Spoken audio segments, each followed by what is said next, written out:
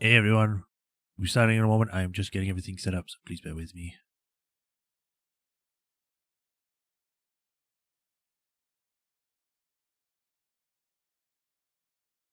Okay, close this, save that. Here we do. Good. Connection seems to be good. Voice is being picked up. We're good to go straight in. Hi everyone, welcome to another stream of Ace Attorney Investigations. Today, we are continuing where we had left off last time, where we had investigated the Babalese embassy for like the second time. We found that it's pretty much a mirror image of the other embassy room, and that the fireplace had the exact same feature of a hidden secret passageway at the back of the fireplace. We learned that the fire was actually burning green because of the Babalese ink used in the fake notes, and we believe Sheena to be the killer, which I knew all along, because I kept calling her Callisto U. But yeah, we're going to see how much we can get done today. We're going to see if we can find out you. Apparently, we're only at the midway point, so, I don't know what's going to happen next. It's like, what else is there? We got you. That's the end. Turns out the Tengu-looking man is the true mastermind. He was behind it all, and you had no choice but to become evil. But, yeah, we'll see what happens. What else? Did we find out anything else? We know that Gumshoe got covered in ash. And we also got a picture that turned out it might have been just the coat that you just threw out. We also went to the stage where they thought they saw the Yadagrasu, which turned out to just be the shadows of different statues positioned in such a way where it looked like his shadow. So, a red herring. But I think that's covered everything, so let us begin and see what we can do today. Hey, Refatron.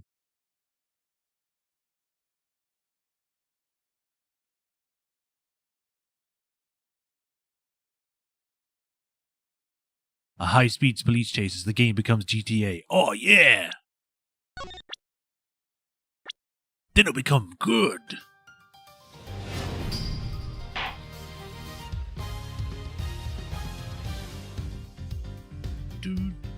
Sound and showing up on there.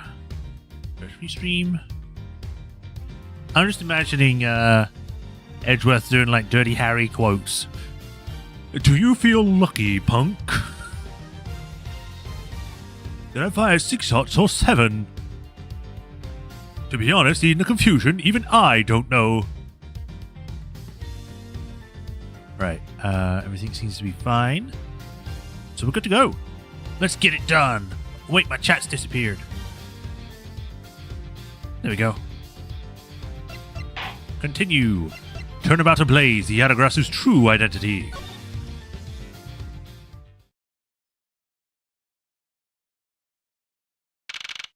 March 14th, 11:33 p.m. It's almost midnight. Almost midnight, it means it wasn't midnight. Theatrum Neutralis lobby. Oh, hey, everyone's here. Here we go. I'm gonna do a lot of voices. Agent Lang. Lang Z says little cubs never do they know the fury of the Elder Wolves. These quotes are definitely becoming increasingly difficult to decipher. And what does that mean? It means that you'll never really know how angry I can get. Mr. Prosecutor, the counterfeit bills made with Babalese ink, they were all of Zenfar denominations. Yes, so I've heard from Miss Von Karma. We don't know where they play the money has... The play money has gone? As in, like, fake... You're trying to say fake money? And they must not have figured out that it was all burned up yet. Agent Lumber. Ever since those things showed up in circulation, my country's economy has taken a big hit. Zegfar is in financial chaos as we speak, because we can't tell the difference between our own bills and the fakes.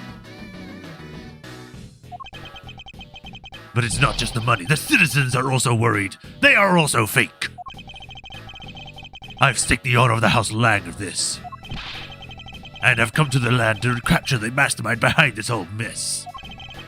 I investigated how the bills were made and how the ink was smuggled into Zenfar, and I pursued the smuggling all the way here. But tonight, this Alpha is where the final chapter was written. Despite my frantic efforts to chase the smuggler down, someone got to him first. And now I'm called to return home without a single answer. Agent Lang, I love you. What? Don't start. It's not your fault. It's not anyone's fault, Mr. Prosecutor. Ambassador Albert, I'm sorry for all the trouble tonight. Oh, no. It is I who should apologize. It was all because I was not strong enough. If only I was able to think of a better solution. Quirkus, you fool! Curse your empty brain! You're being too hard on yourself, Ambassador. I take full responsibility for tonight. End of story.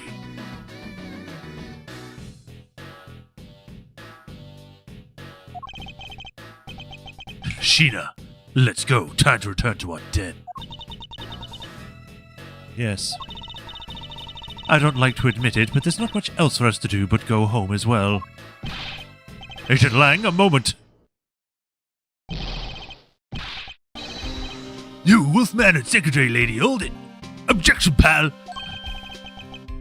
Detective Gumshoe, have you got the results of the handwriting analysis already? Yep, and on that note, it was definitely written by Mr. Cochin, sir. Just as I thought. Good work, Detective. Right, matches that of Manny Cochin. Hey, Mr. Prosecutor. How long do you intend to hold us up for?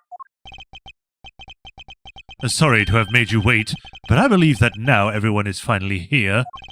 Agent Sheena, I'd like to ask you something if you don't mind. Yes? How exactly did you fail to see the Adagrasu when you were in the neighboring room to where Mr. Cochin was killed? Sheena just makes wolf noises in response to Lauren. I'd like you to explain that to us. What? Hey, Mr. Prosecutor. What are you doing asking her about something she didn't see? Agent Lang hasn't touched the Babal investigation at all, so I suppose I will need to explain a few things to him first. Miles Edgeworth, I can't even begin to imagine what's going on in that head of yours. The only thing going on in my head is the pursuit of the truth. Oh, it sounds like you have some sort of plan. Very well, I'll supervise you until the end. Is she seriously going to treat me as a subordinate for the rest of the day? No, for the rest of your life, Edgeworth. She's never going to let us go, even when this case is over. She's going to make you her subordinate somehow. Miles Edgeworth, it's been 20 years since we last spoke, but now I would like you to make me a ham sandwich because you are beneath me. Bitch. You're not trying to pick a fight with my subordinate or some flimsy guess, are you? I'm not trying to pick a fight, and the evidence is hardly flimsy, as you will see.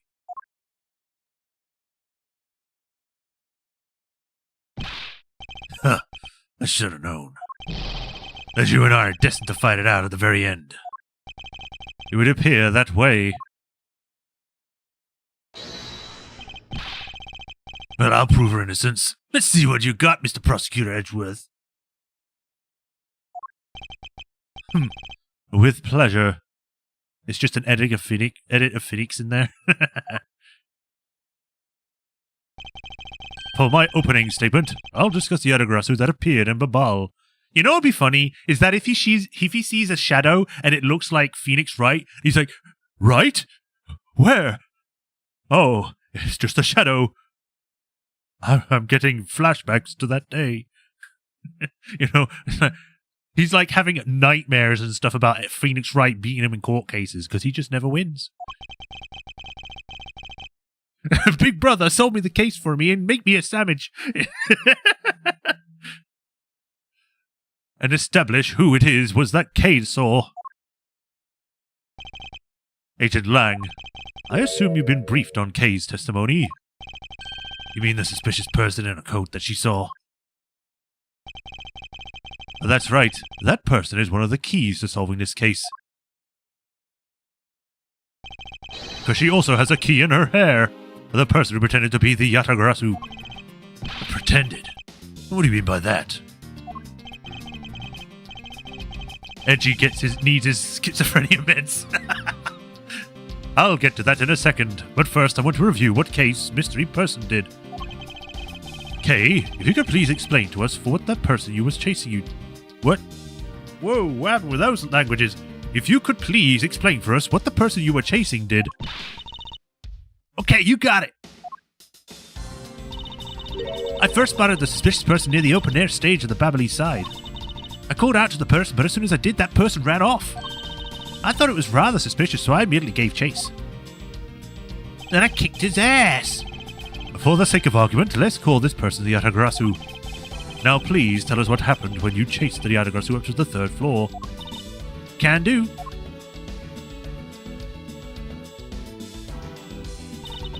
I chased the Yatagrasu all the way up to the 3rd floor of the Babbly's embassy. It was pretty straight chase down the hallway until the sudden turn. The Yatagrasu disappeared around the corner, so I did my best to catch up. And when I turned the corner, I saw the Yatagrasu run into Mr. Cochin's office. I gave chase and ran into the room.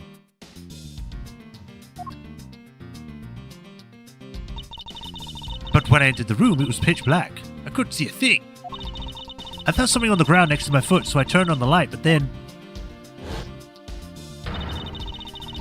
Ah! Who's there? By the time I had turned on the lights, the Yatagrasu had disappeared. When Kay entered the room, the person she was chasing was already gone. Why do you suppose that was, Agent Lang? What do you mean, why do you suppose? Isn't it obvious? The person slipped out through the door behind the girl under the cover of darkness. Objection! Sorry, but I don't know for a fact that the person didn't escape through that door. Oh. How do you know with such certainty? That's easy. If the Yatagrasu had left through that door, they would have run right into this person. Take that! This is who the suspicious person would have run into. Huh. Hey, Mr. Prosecutor. Are you sure you're not losing it? I haven't lost anything, and certainly not my mind. Maybe not, but you definitely have the wrong person. Or maybe you're just terrible with not only logic, but names as well. I didn't need to add insult to injury. Think, Miles. Recall the circumstances around Kay's near arrest. There was someone right next to Mr. Cochin's office investigating at the time. Okay, so I guess it has to be Sheena then. It was either going to be Sheena or, what's her name? What's his name? Gumshoe? Because he said he was also there, but I guess he was a bit further behind, so yeah. Take that! Your answer is Sheena. Yes, but because let's consider what would have happened if the Yatagrasu had used the door. When Kay screamed upon discovering Mr. Cochin's body, the Yatagrasu would have run right into Agent Sheena, who's in the room next door. Agent Sheena, would you mind telling us if you saw the suspicious person in question? No, I didn't see anyone. You see? Therefore, the Yatagrasu could not have escaped through the... It just means that the creep slipped out before Sheena made it out into the hallway. I doubt that there was no... As there was another person in the hallway. Okay, so it's the other way round. Fine. Detective Gumshoe, where were you exactly at that time? Me, sir? Well, when I heard Kay scream, I ran towards Mr. Cochin's office from the opposite direction of Agent Sheena, sir. So, Agent Lang, can you explain how someone could have eluded both of them? Even you must concede that under these circumstances the door was not a viable route. Well, as we all know, Detective Gumshoe is a useless piece of crap. He can't do anything.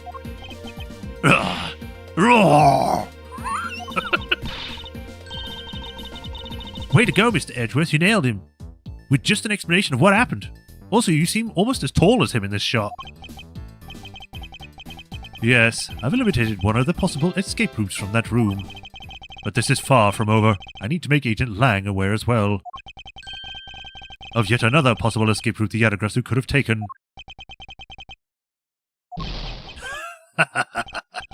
I get it. So that's what you're trying to show me. Hey, Mr. Prosecutor, let me guess. This is what you're trying to say, right? Because the door was not a vital escape route, then there must have been another way out. Precisely.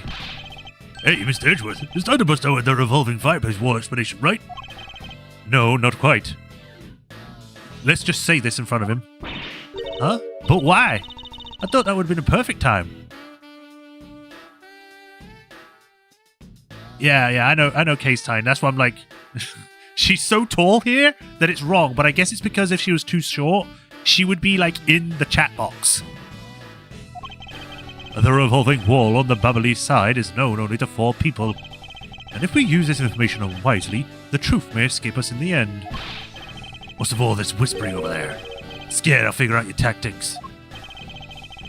Nothing of the sort, Agent Lang. Come, let's continue where we left off.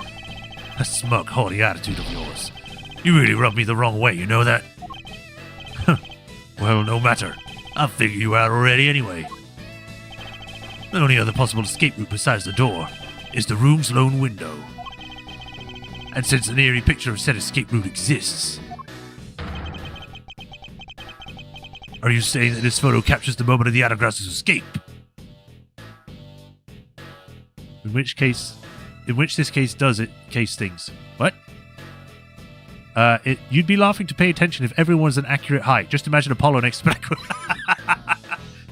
He'd be like right at his chest height. I guess Detective Bad must have filled him in on this photo. Well, they were on the same area, so yeah. I have to admit that at first I thought the window to be a possible escape route as well. However, I now know that to be impossible. Now I realize you may not know this, but... Armpit. Humans can't fly. Of course I know that. That's bloody common sense. Besides, I never said that I thought the photo to be of the Yadagrasu's escape route. I suppose not. Alright then, explain yourself. The shadow in this photo is not the Yadagrasu that Kay was chasing after. You can say whatever you like in whatever language you want. But there's only language I really understand, the language... Oh wait, there's only one language I really understand, the language of evidence. Very well then. I present to you proof that the person Kay saw is not the same one as in this photo.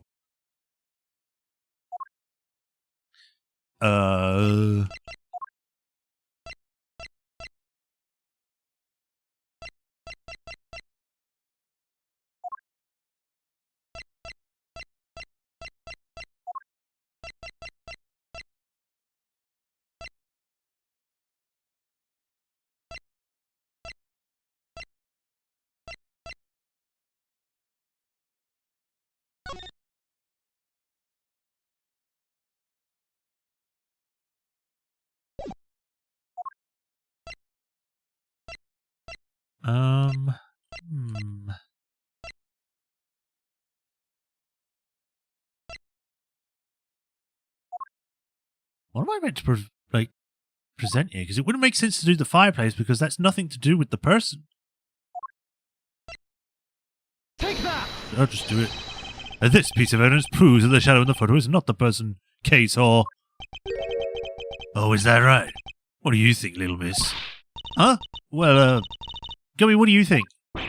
Me? Miss Roncomer, what do you think, sir? I don't think anything, because I already know the evidence proves absolutely nothing.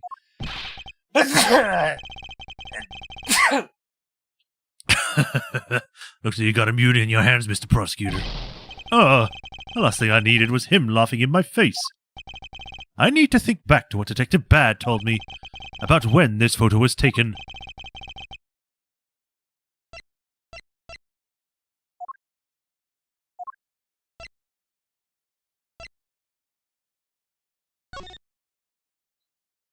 First fire occurred, took until the end of the show to put the fire out. The second fire at the Babylon's embassy occurred. The fire occurred on the third floor. Mr. Coach was always caught fire. Thank you.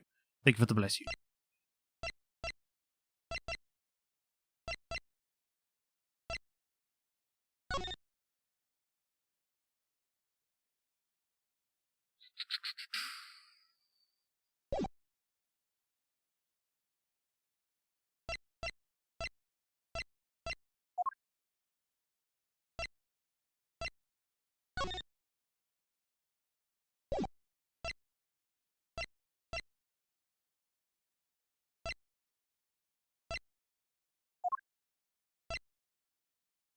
What is that we were supposed to present here?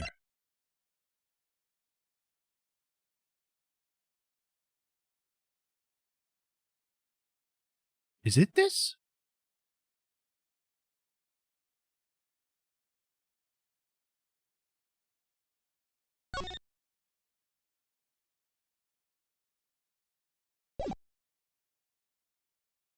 I present to you proof that the person K saw is not the same as the one in this photo. Proof that the person K saw is not the same.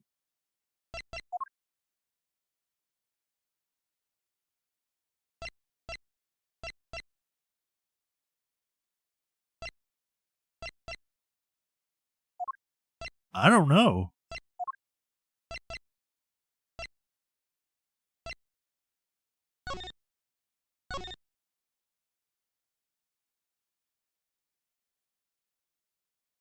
Codified paper, which is renowned for extremely high quality. Republic of Babal is a sole producer of Babyliss Inc. Generously offer coupons. Just a knife. Spin.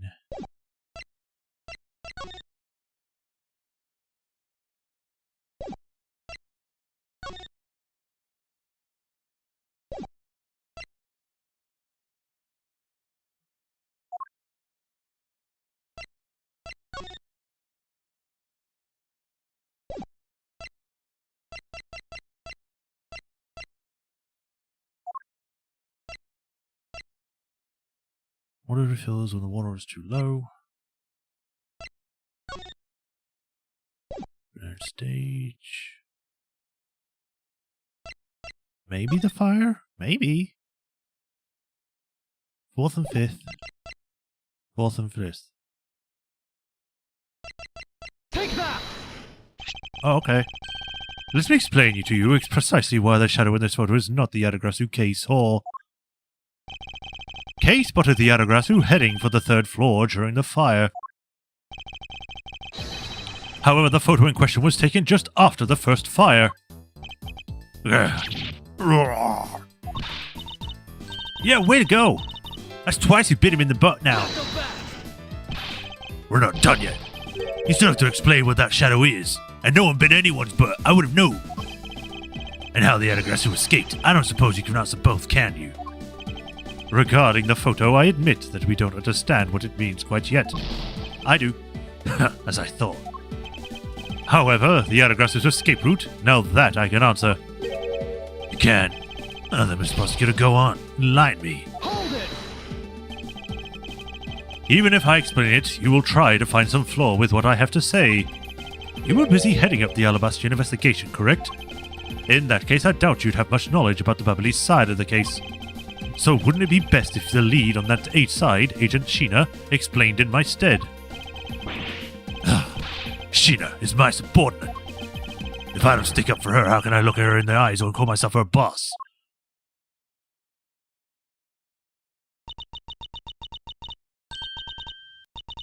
Lung, it's alright. I'll take care of him. Sheena. You shielded me a lot as my boss. But it's time for me to prove my worth. There's that you smile. Alright, if you're okay with it, then you have my support. Finally, it's down to just Agent Sheena and myself. This is where the battle really begins. Now then, what is it like you'd like to ask? Let's see. Why don't we start with your movements inside the Babyliss embassy? Sheena's movements! Also, the words don't seem to be in the center of the screen. Maybe that's just how it looks. During the first Babyliss fire, I assisted in putting out the fire. I almost made her sound like freaking Lang. During the second fire, I was searching for the Yadagrasu that had appeared in Babal.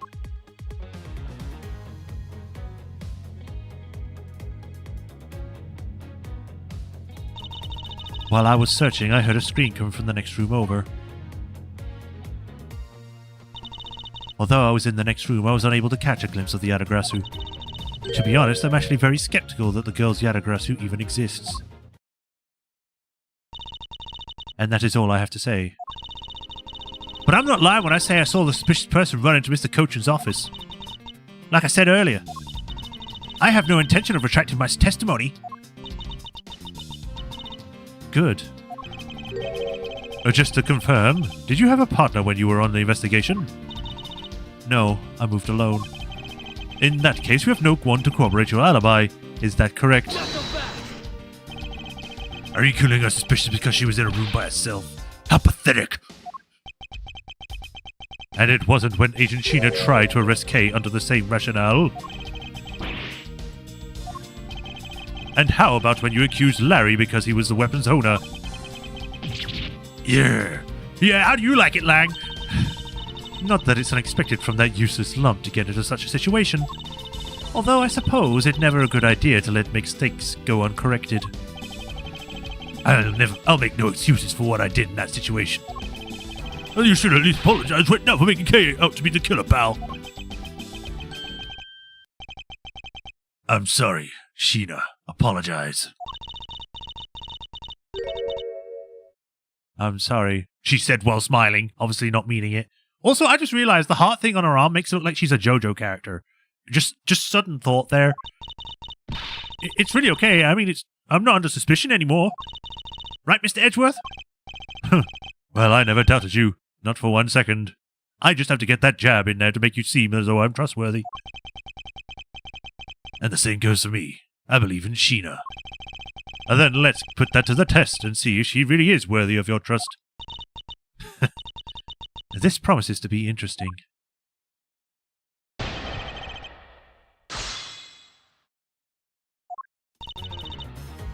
Hold it! So you helped with the fire extinguishing effort? I was in charge of the police on the Babyliss side, so I helped them with their work. Police doing the job of firemen. You really know how to work people.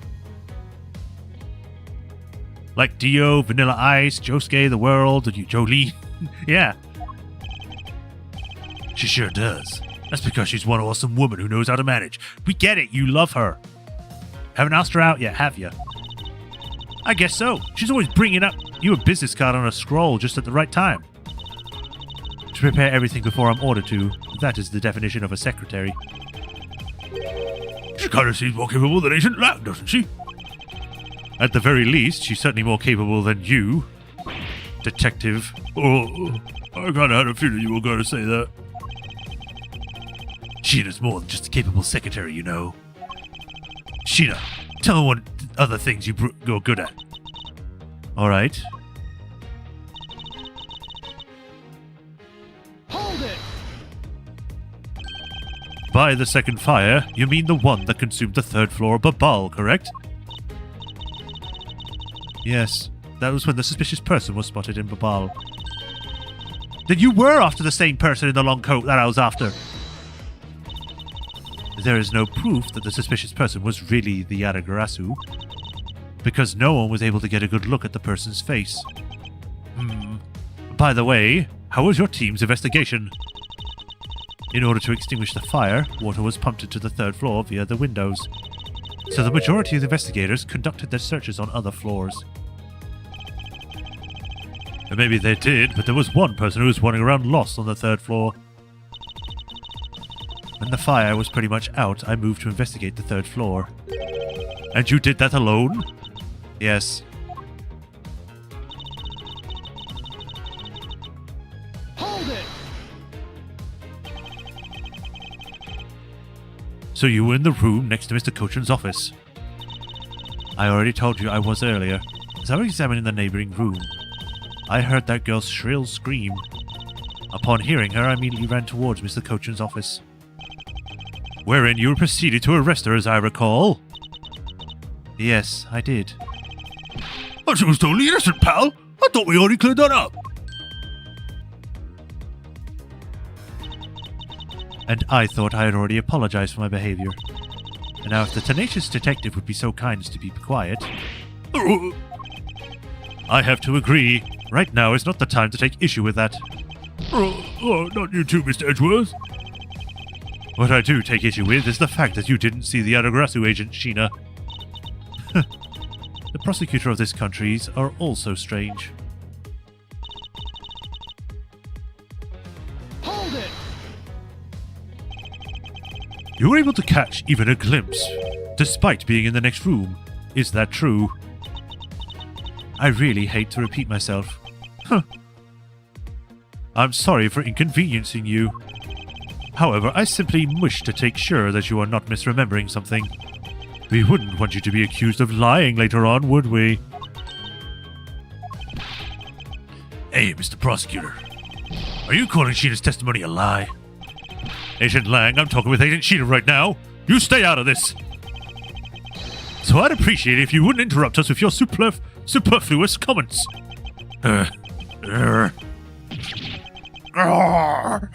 He just starts barking at me. I feel kind of bad for him. I understand the pain at watching one of his subordinates being accused. However, I cannot turn my eyes from the truth. Lang, I'm alright. And as for you, I think you should be focusing on your doubts on that girl rather than me. And why is that? Hold it! Are you throwing Kay's word under the bus again? Well, she does claim to be the Adagrasu, right? And she did try to chase down the Adagrasu despite being an average citizen. Well, actually, she came here with the goal of capturing the Fate Adagrasu. That's right, which is why I would never lie about anything related to that. And I suppose you have proof to that somewhere? Well, not quite, but without any, I have people who would believe in me, and that's enough. I see. Kay's testimony was without flaw, but as for yours, well, let's just say I find your testimony to be a bit suspicious. There seems to be a very large flaw in her testimony. Oh, then why don't you show her that using what we found with the little thief? I will in due time. The escape route of the Adagrasu that Kay was in pursuit of. If it turns out that it really does lead right to Agent Sheena, then what is it that she is keeping from us right now? So the question is, where do I present it? I screamed from the room. Although I was in the next room, I was unable to catch a glimpse. I guess here?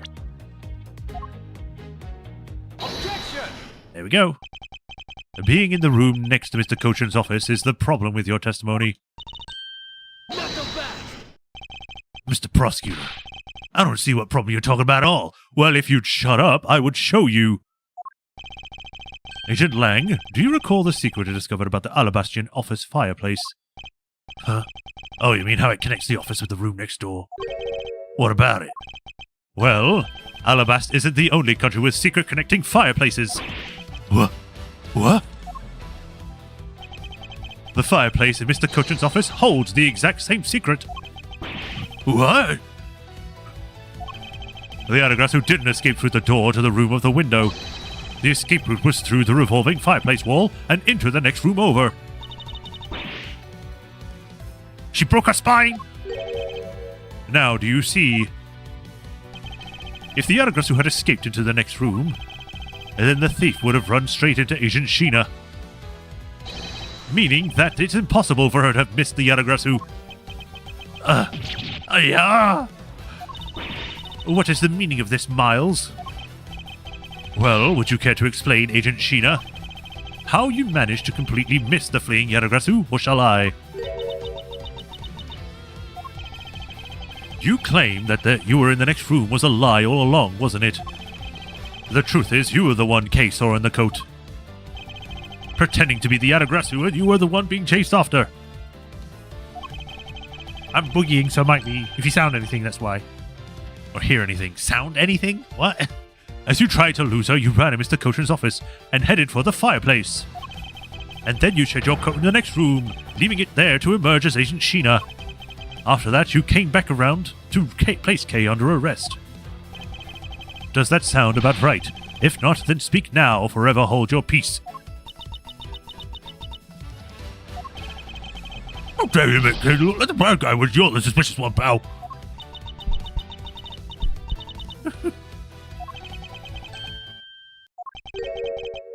Sheena?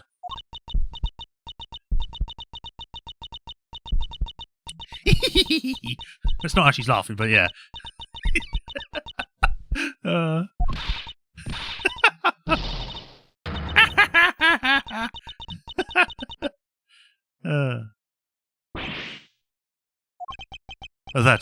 That laugh.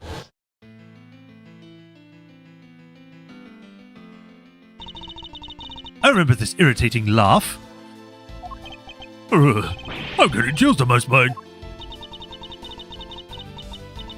It can't be, but it has to be. Sheena, what's wrong with you?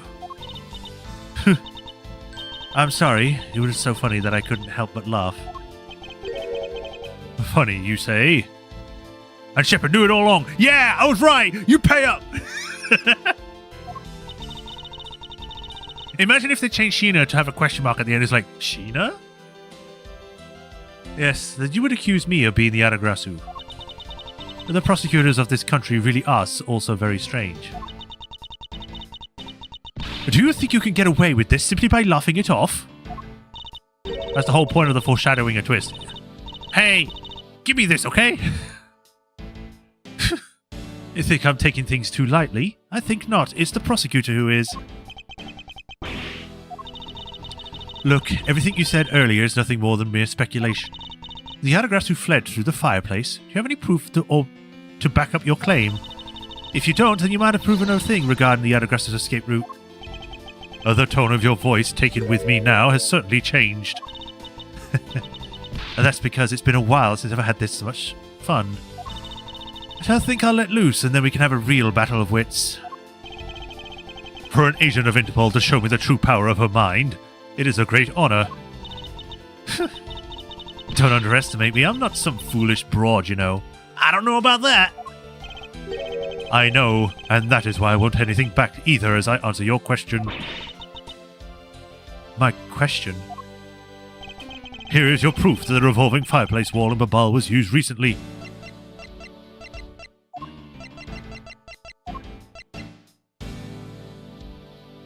Take that! I'm sorry, but this is really your honest answer to my question. Yes. According to Ambassador Palino's testimony, he said that he was burning some documents in the fireplace of Mr. Cochin. Oh? The ashes of what they burned were left in the fireplace, so they should have been there. However, when we went to investigate the room, the ashes weren't.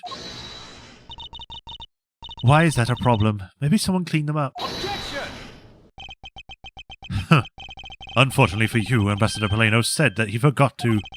And so the question remains, why were the ashes missing? The answer is simple. When the Aragrasu went through the fireplace wall, the ashes were pushed into the next room by the wall as well. The movement of the ashes that were in Mr. Cochin's office is my proof.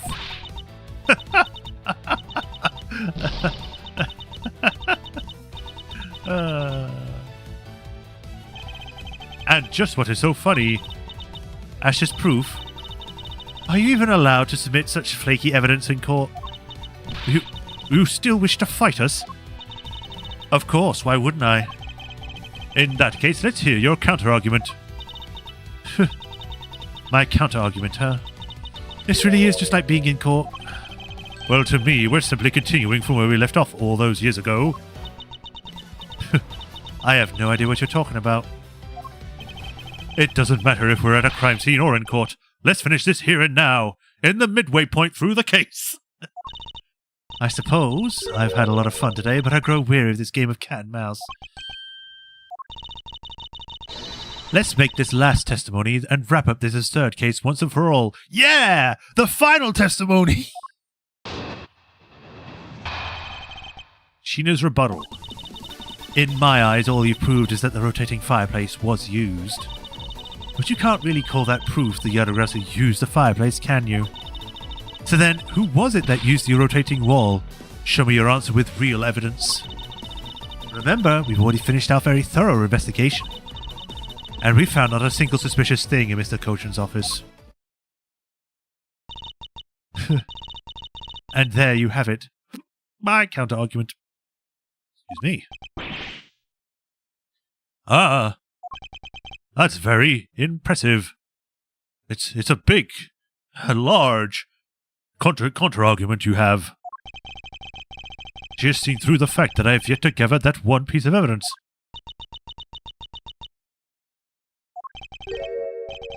Oh, what is it, Kay? I've heard a peanut out of you for quite a while now. If you don't think you can handle it, feel free to leave the rest of it to us. But Kay, pull yourself together. You are the true heir to the Yatagarasu name, are you not? If you want to steal the truth, then you must never take your eyes off of it. It's this case you're running to catch the truth. You must see it through to the very end. Mr. Edgeworth. You're right. I'll see this through to the end. So, you gotta go get it for me, Mr. Edgeworth? With pleasure. Looks like your lack of evidence has left you wide open, doesn't it? Sheena, please, show me you're someone I can trust. Don't worry, this will be the deciding match. You'll see. I'm truly sorry, Agent Lang, but I simply can't allow her to escape me again. Very well, Agent Sheena. Shall we begin? Like a bear caught in a trap, she will wiggle until she loses a limb. Weird, since the whole point of her arc was to beat her herself. I'm ready whenever you are. Sheena's rebuttal. Hold it! It's so bouncy. It sounds to me like you're saying my explanation is not good enough. Well, I was able to get through the revolving door myself. So what should be proof? That should be proof enough for you, pal. Looks like you don't quite understand. But by your looks, I can guess that you're not all that learned. Yow! What are you talking about rude? You should watch what you say, pal. Sadly, I can't say I disagree with her on that one. But you know what I mean, right? You may have proven that the fireplace was used. Ooh, the piano! Hold it! I don't know if it would have had the piano, but I just really noticed it just now. So, you want proof that the Yatagarasu was the one who used the fireplace? That's right. Well, do you have any? Can you prove that it wasn't the Yatagarasu who used the fireplace? I don't need to prove anything to you. You do. Oh, objection! Hold it! Okay, if you could please not steal my line. Sorry, but I just couldn't hold it anymore. Well, don't fret and leave it to me. All you have to do is sit back and watch. You seem to have some wiggle room, but without any evidence, it's meaningless. Hold it! It's possible that the Yatagarasu left her fingerprints inside the fireplace. Sorry, but I had the forensics team check that already. All they found were prints belonging to Ambassador Paleno and Mr. Cochin. Curses! Foiled again. I should have known better than to think the Yatagarasu would have been so careless. But there must be some sort of evidence that we still have yet to find. I take it you have no further objections. Hold it! So Interpol has finished examining the entire Babalese embassy. Yes, the investigators who weren't allowed into the Alabas were incredibly helpful. They all put in great efforts to search for any sign of the Yatagarasu. Objection! And yet, despite all that effort, it appears that they have failed to notice the lack of ash in the office fireplace. Furthermore, you were the one who were expected the red room with Mr. Cochin's, correct? I didn't notice the ash in the fireplace of that room. For that, I am sorry. You don't need to apologize, Sheena. As your boss, your mistakes are my mistakes. Don't worry, my queen. So allow me to apologize for you. I'm sorry. You know, maybe this guy's not a bad guy after all. He apologized for his subordinate and everything. What a great boss. Are you saying that I don't do anything for my own subordinates? No, nothing of the sort, sir. You're someone I really respect, sir, even if you are a bit too strict sometimes. My salary is very low right now. I'm only earning 2 digits. That is only a problem on your end. Wow, way to be super hard on him in response. Am I really too strict on everyone? Yes. Yes. Anyway, Sheena. You didn't find anything in Mr. Cochin's office, right? That's right. We finished our investigation. Not a single thing? I beg to differ.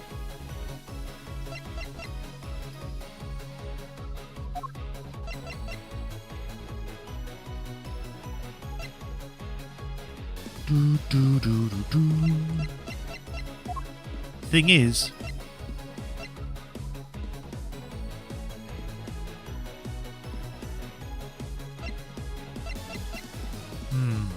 there should have been a green fire, right? But I guess there's no reason to point that out just yet, so let's just question. Hold it! So you really didn't find anything? Yes, as I said, no one suspicious thing. Although, as you already know, we did find the Adagras's key in the document detailing the smuggling operation. But we still haven't found the blade that belongs to the Bubbly's knife handle yet. You see, my subordinates worked hard to investigate everything. So there was nothing else to find, alright? Well, Agent Lang really sticks up for his people.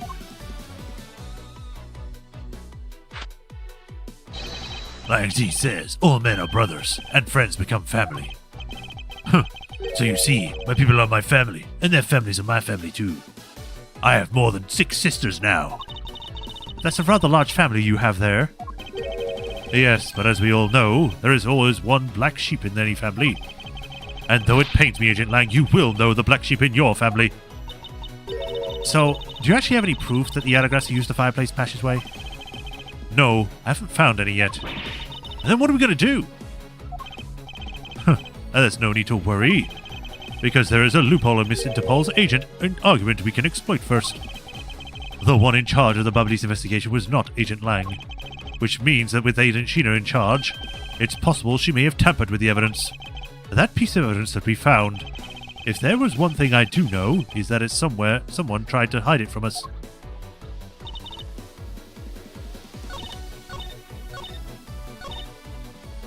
Not a suspicious thing, so what would be something that they should have found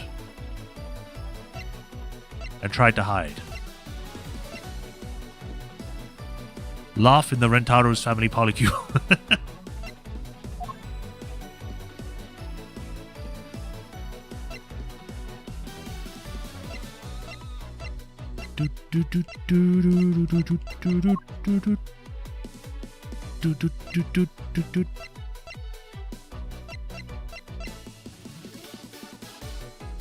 I mean, would this count? Because it was hidden. And if they were searching everywhere, we would have found this. Objection! Yeah. Well, you say that you and your agents have finished your thorough investigation. Are you absolutely certain that you didn't overlook anything? Well, aren't we full of ourselves, standing there insulting Interpol agents? You better not be insinuating my men are incompetent, Mr. Prosecutor. I'd never do that. However, it doesn't change the fact that they did overlook something. I'd like for you to take a look at this length of wire. And what exactly is that supposed to mean? A length of wire. So what about it? I'll tell you what. I'll tell you what? What? We found this in the Papalese embassy not too long ago. What? And we found it wound up inside the grandfather clock in Mr. Cochin's office. You found that at the scene of Mr. Cochin's murder? The guitar's going hard. But this wire wasn't all we found. We found one other very important thing. There's more? In Mr. Cochin's office, there were signs that someone had burned counterfeit bills there. What in the... Ayah! Wait, why are we on opposite sides now? That was evidence such as something you found out through the girl's machine, right? So what if it was? Ah, that's what I thought. But unfortunately for you, a recreation made by a machine is hardly concrete proof. Among these ashes you found in the room, did you happen to find any counterfeit bills? No. You see, since there was nothing in that office, nothing you can call evidence anyway. Objection! I'm sorry, but I have seemed to have given you the wrong impression. How so? I don't recall saying that I was presenting evidence of any sort, but rather I was pointing out that your investigation was incomplete, and that this throws doubt on the purity of your investigation in the Adagrasu. You still suspect me, I see. Alright then, I'll ask you to point out what part of my investigation is incomplete. Court seems to do the same. The other Interpol agents working under the command of Agent Sheena, and it is not possible that the reason the person K was chasing chose the third floor was because that person knew there would be no other agents on that floor. Furthermore, we come to see that Agent Sheena was only pretending to be investigating the Adagrasu to point the arrest of K. In that case, there is one location that no one has yet to inspect. Your team's investigation was incomplete because they failed to inspect this location. The elevator? Because it's here. Take that! Okay, I'm going to check it right now, sir. I'll be right back. We already went over that area with a fine-tooth comb. And we have an extensive detailed report about that area as well. I have also heard the reports.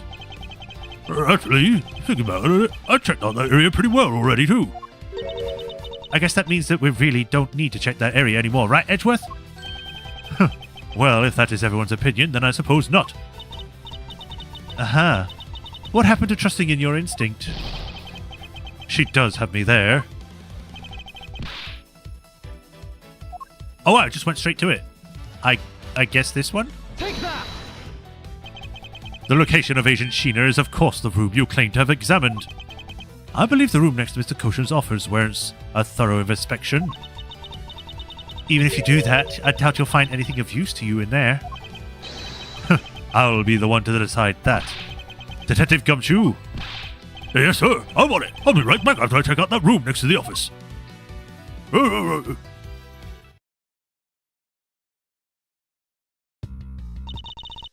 Hey, Mr. Edgeworth. Do you really think that Sheena's the Adagrasu? Yes, if my logic is sound, I believe she is. Then I'm not going to let her get away with ruining the name of the Adagrasu.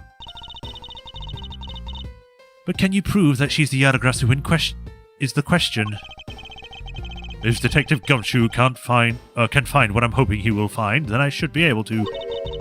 And just what are you hoping he'll find? Let's just say I have Detective Gumshoe do a little experiment for me earlier. An experiment? As if that detective has the brains for such high science. It wasn't the mentally taxing. I had him use the same escape route as the Adagrasu. And what did you find out by doing that? First, that it's possible for a person to fit through the revolving wall door. Second, that by going through there, his coat was covered in ash and bubbly ink. Who cares what his coat was covered in? It's not worth that much anyway. Ah, but is it really worth so little? I believe that is actually quite a meaningful result, the value of which I'm about to prove. Mr. Edgeworth, I found some things you really need to see, sir. Oh? So what are these things that you found? Some makeup, a coat, and a pair of shoes, sir. You found a coat? You hear that, Mr. Edgeworth? Maybe it's the one person I was chasing was wearing. Yes, the possibility does exist. Agent Sheena, were these pieces of evidence not in the room where you examined it? Unfortunately for you, those aren't suspicious items of any sort. They all belong to me. They won't be getting in the way, so I stored them in that room. Oh! Thank you for bringing them to me. It saves me a trip. May I have them back now? Hold it! These items are now mine. I will use this makeup to show that you are the killer. A little bit of blush. These items the detective brought back are incredibly significant. I request that we be allowed to examine them. They're my personal belongings, so you have no right to touch them without my permission. Objection! I wish to examine them for the sake of the investigation. If you wish to deny us access to them, Agent Lang, let's hear your opinion on this. I say, then look at your stuff, Sheena. Lang? Sheena, let's put it all out in the open. If you're really innocent, then you have nothing to worry about, right? I guess so. Alright, go ahead, examine whatever you'd like. After all, I've nothing to hide. Huh. Good. And now, let us begin. So, which of Agent Sheena's belongings are you going to examine, sir? Oh, sorry, sir. I think I swallowed something. Coat. Let's examine the coat. Sir? It appears you managed to stain your coat rather badly. Agent Sheena. The Adagrasu that Kay saw was wearing a coat, and I'm beginning to wonder if this stain wasn't created when you went through the fireplace. No, you have it all wrong. The soot probably got on my coat when I was helping the police put out the fire. And what about the dark substance around the hem of your coat? Oh, I didn't really realize that the hem was that dirty. I'm sure it's just some water mixed with soot from when I was helping with the fire. I don't think so. I think you can get away with such a transparent lie. Yeah, don't lie to us, pal. This is the same pattern of dirt I got on my coat when I went through the fireplace. Your words ring hollow in the absence of evidence, you know. So unless you can prove that the dirt on my coat is from the fireplace, which I can... How? You did a great job, Detective Gumshoe. Huh? Me, sir? What did I do? This coat is exactly the piece of evidence I was searching for. I had been hoping to find the coat that the person Kay saw was wearing. And thanks to you, we've proved that going through the fireplace would sully your coat. I don't know quite what you're saying, sir, but I'm happy for the praise. All that remains is for us to show the dark substance of the coat to him is. Oh? You think you can do that? Of course I can. This is the dark substance that sullied the coat. Take that! Bubbly's ink. Yes, this will prove that the coat went through the fireplace. According to Ambassador Paleno, he burned some of the files in the fireplace this morning. You told us that already, so I don't really see the point in mentioning it again. My point is that he spilled some ink onto the back wall. He dropped the sink in the fireplace.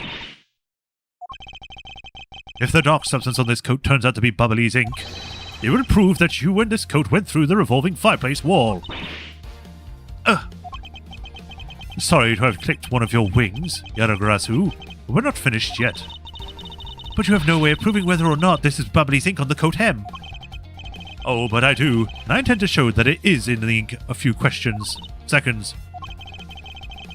How, you ask? Well, you don't seem to allow me to show you. Oh, she said how. I accidentally skipped that.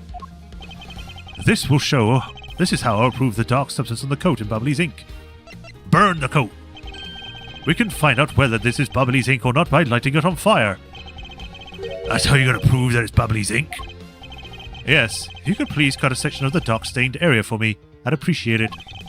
Because I will show you here and now what the dark substance is. Sheena, sorry to do this, but I'm going to have to cut off a bit of your coat. Go ahead, I wasn't planning on wearing it anymore anyway. And now then, if someone could loan me a lighter or something. Oh, I've got some matches. I always carry them with me so I can light smoke bombs. Then if I could only have one, please. We can get this experiment underway, Kay. The flame. It's the same color as the flames which crystal produces, which means Bubbly's ink is a product of white crystal oil. And when lit, this ink produces a green flame. I believe the time has come to get to the Yatagarasu's other wing. Miss Sheena, you're the fake Yatagarasu. The one who killed my father. It's about time you came clean, Agent Sheena. Or should I say, Callisto you. Hey, Mr. Prosecutor, you're not serious, are you? Do I look like the joking type to you? He's wearing clown makeup. Callisto you? I've never heard of that name before in my life. That manner of speaking and that attitude, you haven't changed a bit in the 7 years. Well, then if it's a turtle that killed Mr. Faraday and tried to frame me for it. Oh, really? And you have proof? You insist that I am this Callisto you woman, but you can prove it. If you have no proof, then I'm afraid you won't be able to lay a single finger on me. The raven is a very unique bird. One that flies but the darkness of the night. Why are you quoting something? I am very theatrical, did you not know? However, the light of dawn has arrived, and it will reveal your true, ugly form to the world. Hey, ravens aren't ugly. Enough poetry. Ow, I just bit my cheek again. I want to see some evidence. Do you really have something that can prove it's Callisto you? I do. It's something that the second Yaragrasu has preserved for these last 7 years. Do me the honor, Mr. Edgeworth. I will, Kay, but we have finally come to the end. We'll prove to her to be Callisto you with this, and the clip that this Yaragrasu wins for good. She stinks! Take that! This perfume, this will prove you to be Callisto you. It will. He was raised on hamburger shonen. Kay has preserved it perfectly for us. Surely you remember this bottle. This belonged to Miss Yu before she disappeared 7 years ago. And naturally, this means that a few of her fingerprints are on here as well. This is that bottle of perfume you spilled, which I have preserved ever since. I heard from my father, Byrne Faraday, that if stored under the right conditions, a fingerprint can be preserved for decades. Which means that your fingerprints are still on there. Every last one. We can clear everything up if we were to compare the prints on this to your own. Now come, Agent Sheena, will you submit yourself to a fingerprint test?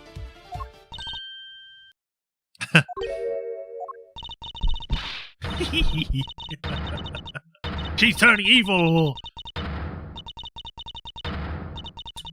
I'm not gonna laugh for that long. Like Jesus, it's laughing so much. Times 10,000. It looks like you've seen right through me yet again. You're sending me the biggest chills down my spine, Miss Edgeworth. Callisto, you! So you've shown your true face at last. I was going to say, she looked really... She was kind of cool with the whole fang things and everything. Even her eyes went red. That was cool. This feeling of thrill is even greater than the time 7 years ago. Sheena, you're... Long, I really enjoyed our days together. You're an insanely strong, nice, kind-hearted idiot of a man. So you were a spy all along? A mole sent by the smuggling ring I've been chasing after? Someone who has been feeding them intel on Interpol all this time? Very good. Maybe you're not such of a big idiot as I thought. Callisto, you, the woman who killed my father 7 years ago. You're her, aren't you? The fate Yaragrasu. That's right. Callisto, you. That's just one of my many names. But even that is just a facade. Do you know what? I just realized, what is with the Ace Attorney game and like a character taking on many facets of like different personalities and stuff? It's like you've got the guy from the second game, you know, the killer. Then you've got the guy from not Spirit of Justice, the other one. It's just, they just keep doing it. It's cool. It's just, you know, every villain is always someone that pretends to be someone else. She likes some kind of dumbass. The dumb of ass. Yes. Good evening, ladies and gentlemen. I am the great thief Yaragrasu. Phantom, that was it, yeah. She's gonna pull out a gun again. Callisto, you, this time you won't escape, for this is the end of the road for you. Now come along quietly. You know, you're the one who left the strongest impression on me, Kerry Faraday. Even though you were like 7 years old, or 10, and you had not used the Yaragrasu's gadgets, I might have never known who you were. But here you are, being a thorn in my side, just like your father always was. DeVille was a Skyed, not multiple identities. I mean, yeah. Kay, don't.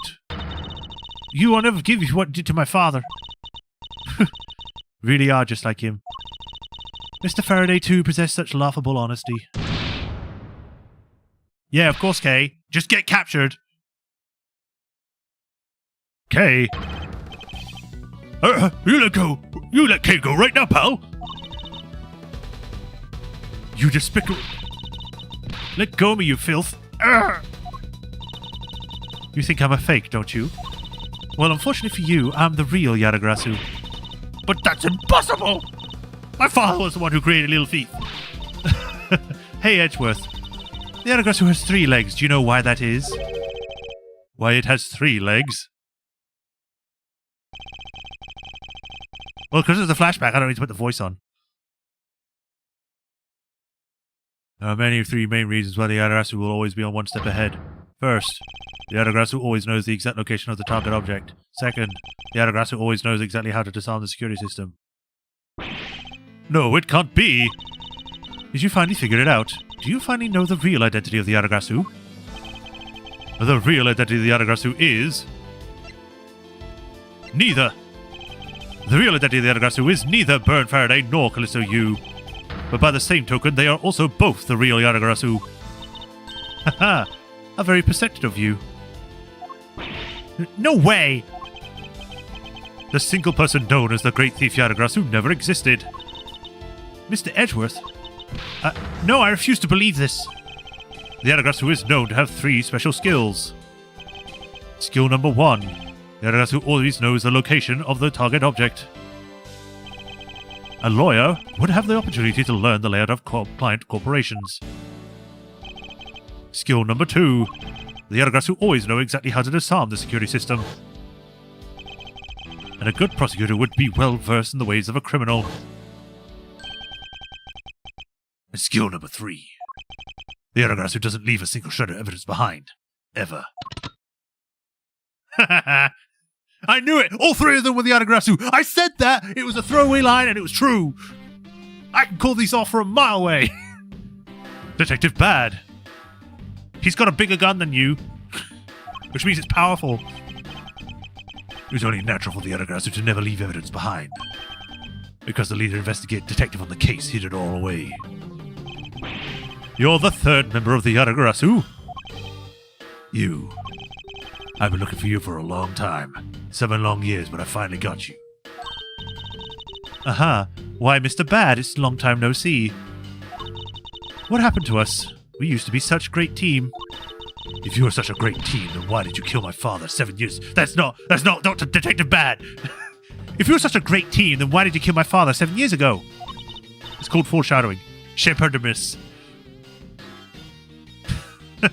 Why, indeed. It was nothing personal, really. He was just another person I had to kill. How can you say that? I grow weary of this, and it's about time for everything to come to an end. Is Bad gonna get shot? And this time I won't miss. Stop. You. Kay. I went into his voice midway through saying that. It's over, Sheena. Your leg.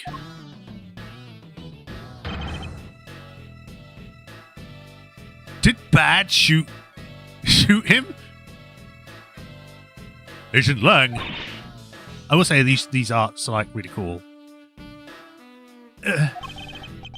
You idiot. What were you thinking jumping in front of my gun like that? What are you trying risking your life for? I'm sorry, Detective Bad. Wonder how much sort of a past she may have had. Or even if she is a spy, doesn't change the fact that she is my subordinate. The wolves will fight amongst the pack. And as long as she is, I can't allow any harm to come to her. Not even from you. You really are an idiot, you know that. She's turning Sundari against him. That's fine with me. You should know by now that's just how I am. Hey, sis. Yes? I want to conduct a full-body search. Sheena might have another weapon on her. All right. Detective Gumshoe, your assistance, please.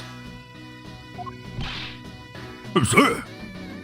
I mean, a guy can do it as well. He's the actual police ombudsman, but I guess because she's also a prosecutor and sort of part of her team, he can do that. Hey, I found something.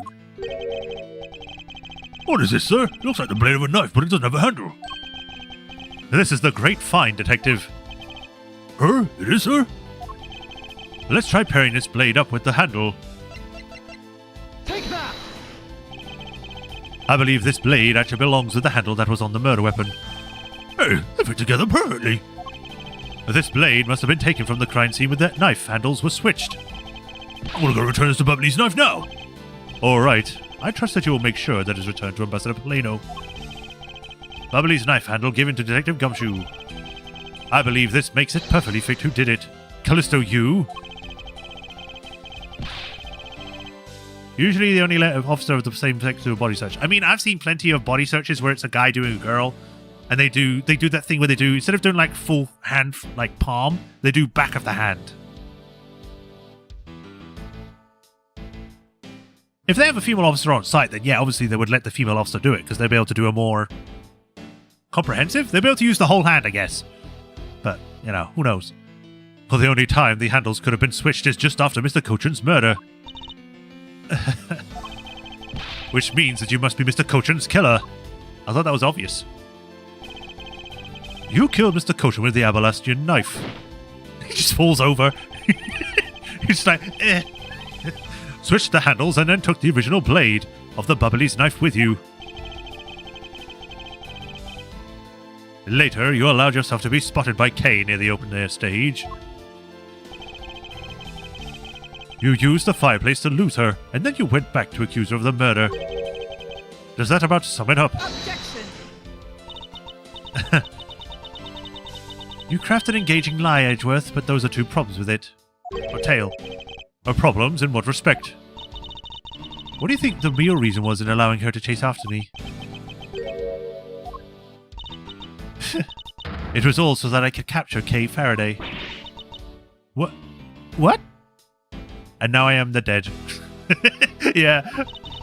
When I saw you using that device at Gatewater Land, I knew right away that you were Byrne Faraday's daughter. I became curious, so I researched a little into your background. That's how I found that you were on the trail of the Yadagrasu. So that's why you tried to pin Mr. Cochin's murder on me? Yes, I knew that you would show up at this embassy tonight. So I thought to use you by pinning the murder on you wasn't my only goal. But pinning the murder on you wasn't my only goal. You had another? Yes. Once I had you under arrest, I had planned to search you and take back the device that rightly belongs to me, the true Yadagrasu. You gonna take little thief away from me? 7 years ago, it was thanks to that device that Faraday was able to infiltrate this place. But he stole more than he should have. I've had a tough time recovering that precious key. Oh, excuse me. And then the person who stole the Yadagrasu key was Mr. Faraday? You. That incident 7 years ago. What was the catalyst behind it? In the eyes of the smuggling ring, the Yadagrasu was becoming a bit of a problem. It wasn't an especially pleasant assignment. And then why? Why did you become a member of the Yadagrasu? Why? There is no why. I was destined to betray everyone from the very beginning. From the beginning? What is that supposed to mean? The person I take orders from hasn't changed, even now to this day. Does this mean that the leader of the smuggling ring wasn't Mr. Cochin? Obviously not, because he wouldn't be dead. Then the real ringleader is out there pulling the strings. Are you done asking what you need to know? Because if so, we should probably get going. I have a hole in my leg. And you're going to tell me everything you did tonight. Do you understand, Sheena? I guess I should tell you then that I was the one who set the Babalese embassy on fire. And why did you do that? I suppose it would destroy all the evidence in the counterfeit bills. And that was what smuggling was trying to do. But then why start with 2 fires? Sorry, but I can't tell you anything about the ring. It's your job to complete your investigation, after all. Now, I'm fully expecting it to be the old guy, because he's shown up too much times now and looks too evil to not be the bad guy. I've had my fun, and now it's your turn to enjoy the ride. Wait, Miss Sheena. Yes? Punches in the face. When I fell to the floor, these fell at my feet. What about them? They're such pretty hair sticks, I thought that I should return them to you. You can have them. They're of no use to me anymore. If you don't want them, you can always just throw them away. By the way, Agent Shilong Lang has earned it for this scene. I mean, yeah. No, I want to keep them. Suit yourself. Oh, that's right. I almost forgot Edgeworth. About the second problem I had with your story. I didn't kill anyone tonight. What? I'm not saying that as a sore loser. Think of it as a hint, if you will. Mr. Prosecutor. Yes, Agent Lang? Mark my words, I'm not done here. I'll be back. I just need to get this bullet out of my leg, man. It hurts. I don't want to be a Von Karma ripoff. And it's nothing to do with duty or anything, because this has become my personal case. I may have been shot, but I'll show you just how dangerous a wounded wolf can be. Awoo! This anger appears to have negated the sensation of pain in his injured leg. Oh, that's why he's limping. At least he's, not trying to run away when he's like that. It's finally over, Kay. I feel like I peered into her heart a little, And it's so cold and dark, and incredibly lonely. The person who's given her all these commands, the one who thought my father was a problem to be removed, that person is the real ringleader behind the smuggling ring. Mr. Edgeworth, I have a favour to ask. Can you hold on to these hair sticks for me? Is it going to turn out the hair sticks are like a secret weapon, or are they hold like a secret compartment in them? They're really pretty, just like the ones selling for the Jammin' Ninja show. But until that case is over, I don't think I can look at them without being overcome. She just kicks his leg. Yeah. I understand. I'll take good care of them for you. There's a bit of soil stuck in the ends of these sticks. There's some dirt on the tips. Oh, I guess it's that time already, huh? So it's midnight, the dawn of another day. Hey, Pops! Thanks a bunch. You really done a lot for everyone all these years. Detective Bad, don't tell me today is the day. Yeah, it is. With this, I can retire in peace. It was down to the wire, and we almost didn't make it. He was going to retire today, so he just managed to do it. But we did it. We solved everything. But that's just it. We haven't sold everything yet. The ringleader of the smuggling you, the Yadagrasu, were chasing after. The legend of the Yadagrasu is now over. Mr. Edgeworth, that bit of logic earlier, it was brilliant. I feel like I can leave it all in your hands. I'm counting on you. Is it really true, Uncle Bad? Were you also part of the Yadagrasu? As I said to you earlier, Kay, I'm truly sorry. I wanted nothing but a peaceful life for you. Uncle Bad! Kay, keep hitting Valley Girl. It's not my fault. It's hard to do a New York accent. Or Boston. New York, Boston. Hey, don't take it so seriously. It's all just one big joke, right? Unfortunately, it isn't. Oh, come on, sir. She's just yanking my chain, isn't she, Mr. Edgeworth? Detective Bad. Wait, you are no longer detective. Mr. Bad. I'd like to ask you about the Yadagrasu. Oh, not you too, Mr. Edgeworth. Mr. Edgeworth. Here, I should have given these back to you. These are the KG8 incident. Page 7 out of 10. Why is Mr. Cochran's face so flat and sideways? These pages, the pages from my KG8 case files that the Yadagrasu stole from my office. Huh? Wait, what? Jersey Tyrell. Mr. Edgeworth, I must apologize for last night. I knew it was you. You're the only one who carries a gun. I didn't. I was like, when he brought it up, the moment he was like saying, I'm sorry I stole these files from you, I'm like, wait a minute, he was the guy from that first case. So, the Yadagrasu who stole into my room was you, was it? Wait, but then that means... What? Tell me it's not true. That's too insane for me to believe, sir. It's true, even if it's not something you want to hear. The KG8 incident is a very emotional, trying case. We stood in that courtroom, Faraday as the prosecutor and I as the lead detective. Faraday had evidence in his possession that would have proved the defendant guilty. However, because it was stolen, the defendant was found innocent. You was the elder sister of the victim in the case. When the defendant was pronounced not guilty, she let out a great wail. That's when we realized that there was a limit to what the law could do. The only way to bring someone like that to justice was to do so outside the courts. I'm imagining she does like one of the breakdown screams. She's like, "Whoa!" That's why you forgot about it? But does he go to jail? Yeah, that's what I thought at the time. That's how we formed the Adagarasu and vowed to bring to light any dirty dealings companies had with the ring, including companies that dealt with the Amano group. Mr. Amano's conglomerate? We called ourselves the Adagarasu and flexed our collective muscle. We exposed all sorts of shady dealings as a warning to the business's world as a whole. By doing that, we were able to stop the higher-ups from covering things up. You know, we kind of need this right now, to be honest, in real world. We need the Adagarasu for the real times. Not the killer one, the one that exposes the truth for everyone. And then it was finally time. It's Kazuma's little slam. We had finally arrived at the moment when we'd find out the ringleader's true identity. It was then that you literally stabbed us in the heart, and Faraday, he died for it.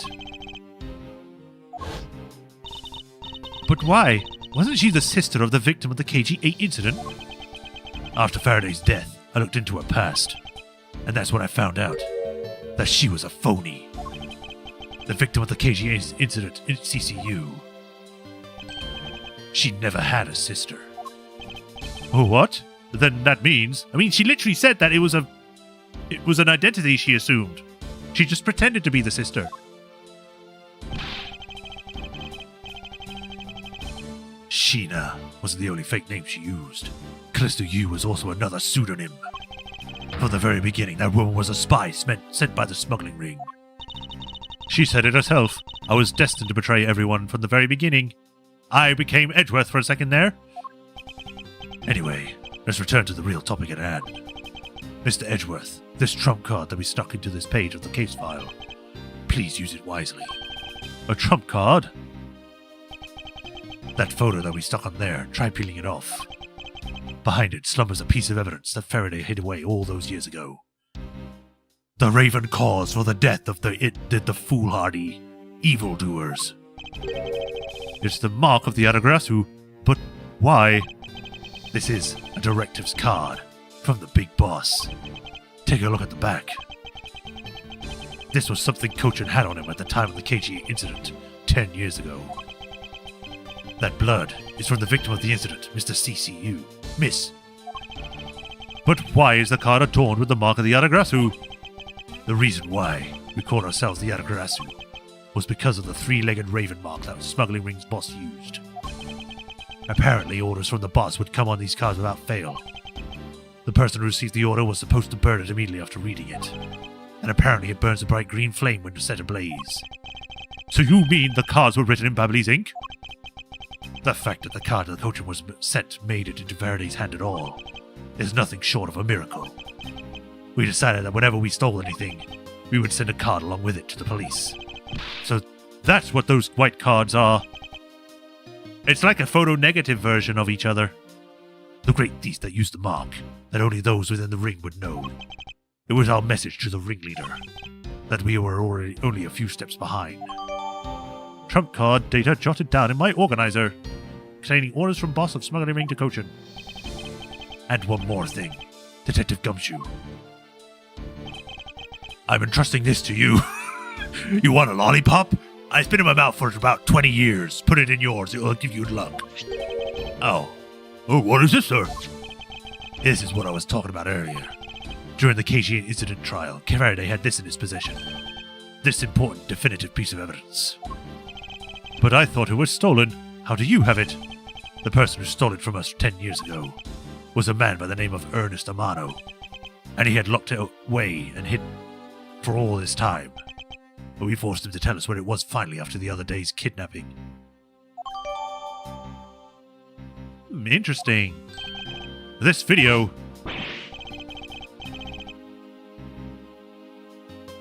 What? Don't come any closer, I'm warning you. This is the same video as the one Mr. Postman was trying to conceal from me. Yeah, it would seem that even he was caught up in this ring's web. Amano was preparing to take on the boss someday, and that video was his insurance. And that's where the prosecutor comes in. He was to retrieve the video. On top of that, he was apparently instructed to sneak into your office and steal the trump card. You saw it for yourself, right? The card that told him to preserve the evidence. And then that card was not the calling card of the Adagrasu, but rather a directives card from the ringleader to Mr. Portsman. Oh, he didn't destroy it, yeah.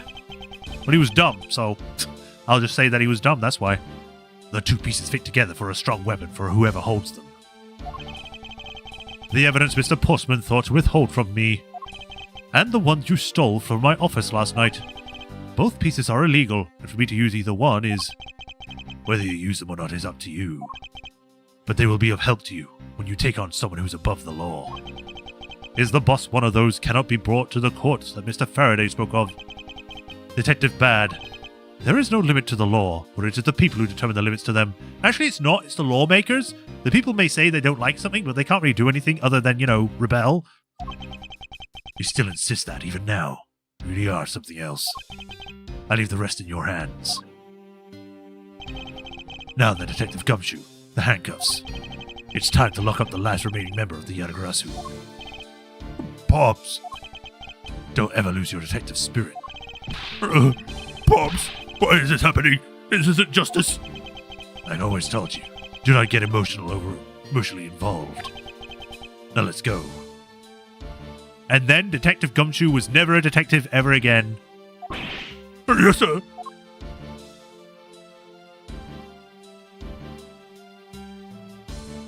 Well, this isn't a courtroom. I mean, yeah, I guess. Is this really the end of a legend? No. Why was there such a long pause after that? Ugh. I don't know, but to me that felt like a very long part. How long was that? Exactly. An hour and 28 minutes? Wow. Much less than it was then. Alright. Latter, the videotape's testimony. I guess we can go into a bit to this then. You'd have to make those retroactive. I mean, yeah. March 15th, 12:07 a.m. They even updated the date. So, now we know who the Yadagrasu really was. And yet, there remains much to this case that needs to be resolved. Like how the weapons crossed country lines, for example. The two countries have incredibly strict security systems and entry procedures. Short of a miracle, it's impossible for someone to have smuggled them in. Are you going to be alright walking around in heels for the next, I don't know, however long we've got? Because you've been here for like, what, 3 hours? Smuggling them in, huh? We will need to open a new line of investigation on this and this aspect alone. But before we do, I would like to go through my evidence once more. Unnecessary evidence has been removed. Remaining evidence has been rearranged. I guess unnecessary evidence to what we're doing now.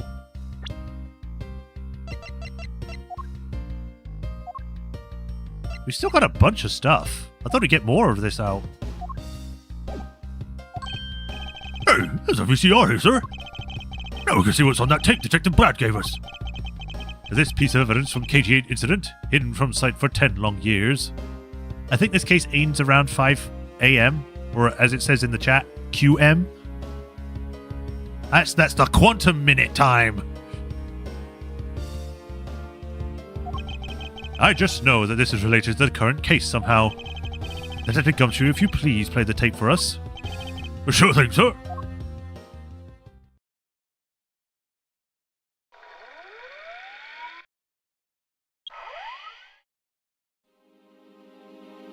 Oh, okay. This man is Manny Koshin. He has a box cutter and a black card. And he's holding a knife in his hand. This looks like footage from a security camera at the entrance of an apartment building. It's a weird place to put a camera right at, like, waist height. An apartment building? How do you figure that? Unlike you, I've actually read the summary file on the KGA incident. And the crime scene was the victim's own apartment. So this footage was shot at the entrance to the victim's own apartment building. At the trial, Mr. Faraday claimed that this piece of footage existed. However, no one could find it. Yes, somehow someone was able to steal it and hide it through Mr. Ernest Amano. I can see how this could have been a definitive piece, and why someone would want to hide it. Oh, but it's a piece of evidence from a 10-year-old case.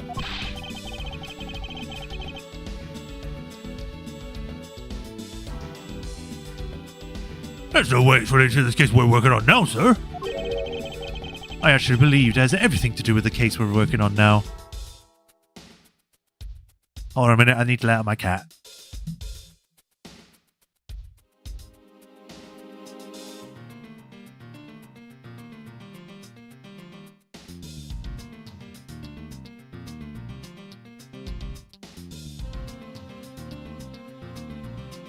Alright, sorry about that. I had to go let out my cat. She was begging to be let out. Took her time going out, though. She just sort of stood there and going like, oh, what is out there? Anyway. Actually, I believe it has everything to do with the case we're working on now. Pet the baby, I did. The ringleader even went so far as to use Mr. Portsman to retrieve it. Which means that in this video lies a very inconvenient bit of footage to the ringleader. Where? Wait, what was that? Huh? That bit you played just now. Please show it to me again.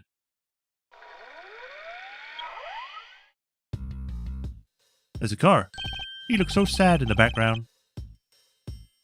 But this car, this is something we cannot overlook. Why is that, sir? Mic check. Look here, Detective Gumshoe. You can tell it's written in Babalese. Take that! This is the national flag of the Principality of Codafia. Or is there something wrong with the mic? Or are you just saying mic check because I moved it? Let me actually just check the cable. Okay. Cable was actually sticking out a bit, but I've put it back in a bit more.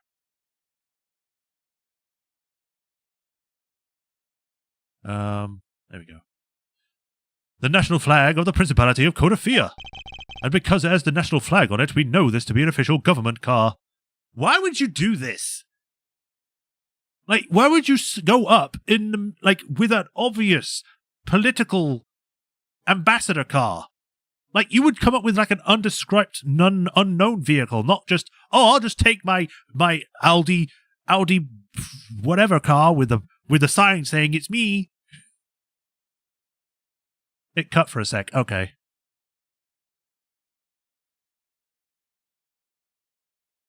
And because it has a national flag on it, we know this to be an official government car.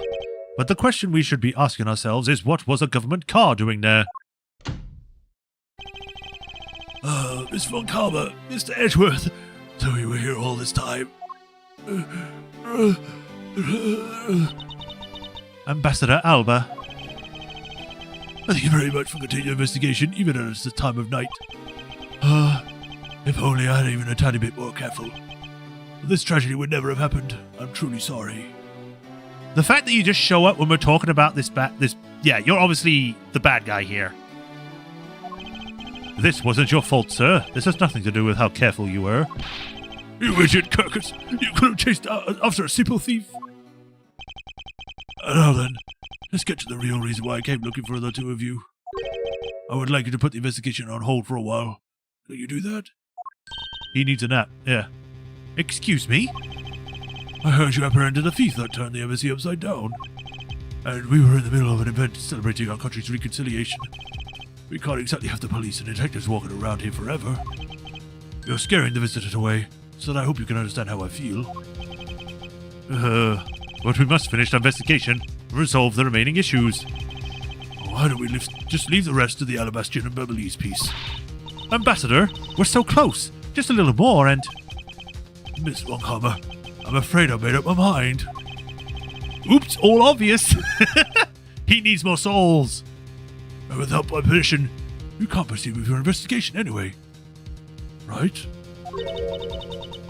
That's true, however... As he said at the very beginning, this area can be considered to be Alabastian soil, in which case we are nothing but foreigners in their land. Is this really where our investigation ends? Shifu, we found Miss Edgeworth, sir. Shifu, this way! It's not like I moved. Why are you coming from that way anyway? Yo.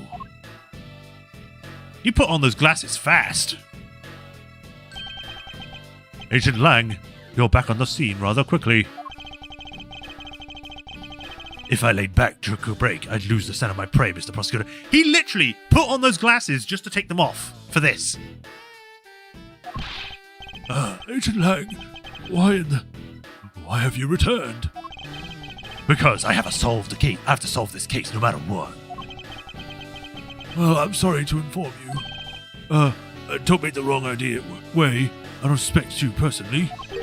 However, as a member of Interpol, we just found the thief, and so... Under these circumstances, I wish to put your investigation on hold. It looks like he's trying to hold his teeth in, that they could fly out at any moment. After all, I believe our own police can handle things from here. They're quite capable.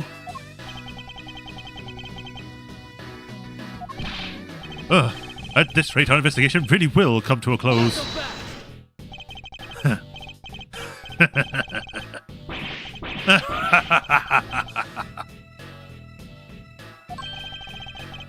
Ambassador Alba, I get it now, I really do.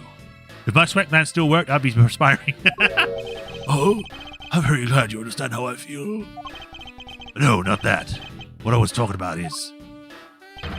I know who the killer is behind tonight's murder. You? No. The... Killer? You really mean that, Agent Lang?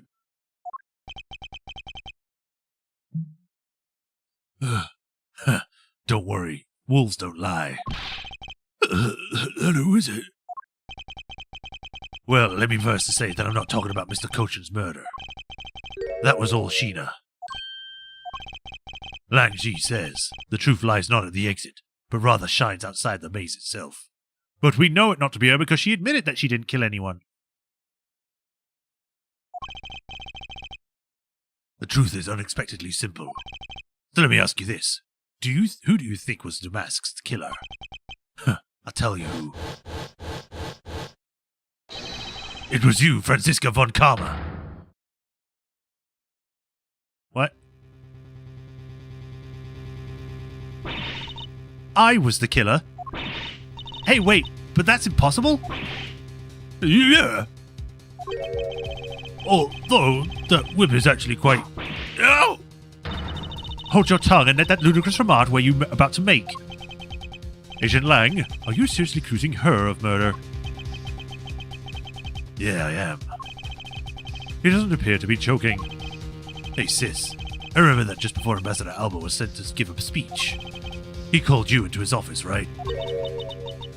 Yes, he did, but what does that have to do with anything? I'm getting to that.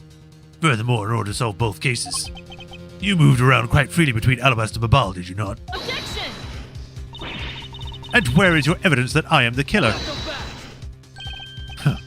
I was just getting to that. Trust me, I'll show them to you in due time. Ambassador Alba, in order for me to bring this case to a close, I'll need to inspect your office one more time. Will you grant me permission?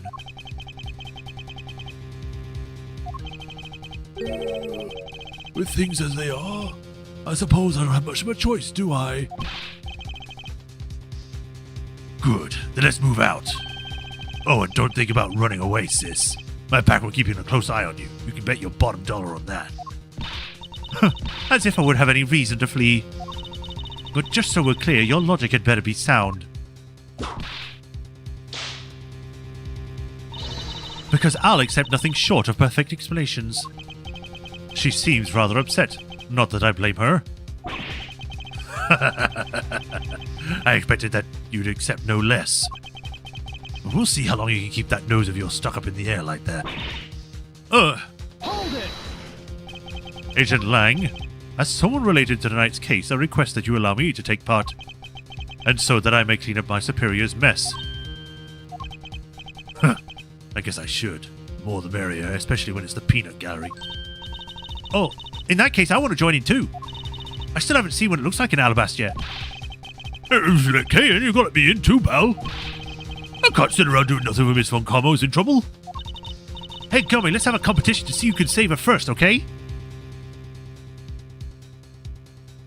She stabs everyone with her heels and legs in. Okay, I'll take you up on that. Oh yeah, I'm fired up and ready to go. As a detective, I don't believe this is something you're supposed to be excited over. Sounds like this is going to be a real interesting. Ambassador Alba, I'll be bringing these kids along for the ride. Very well. But I'd like you to keep in mind that this will be your last chance. I'll have this whole mess cleaned up before you know it. Let's go.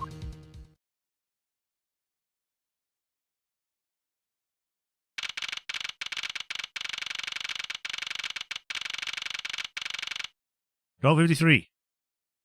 I'm wondering if he's pretending to be serious so then we can all get here to investigate to find the truth? I don't know. I would hope so, because otherwise he's losing all of his points that he gained. Okay, now first, let's go over the facts one more time. Manny Coach's body was found over in the Secretariat's office in Babal. The weapon that took his life was one of the Alabast's ornamental knives. And then the body of Damas to Mr. Kaishino was found here in the Alabastian ambassador's office. Like the old version of Turnabout Sisters where Mia beats Red White's head in with her heels. Through our investigation, we found out that the murder weapon was this Prima Duck statue, and that it's actually Babal's statue. This case, no matter how I look at it. Sis, if it wasn't you, there is no way else that we could have pulled this off. Objection! Agent Lang, do you understand the full implication of what you're saying? Of course I do, sis, and I'm serious. You were in on the trial of the smuggling ring, or trail, and you waited for any evidence you could find, or wanted. And so, while people were distracted by the Adagras's appearance, you stuck in here. That's when you two ran into each other.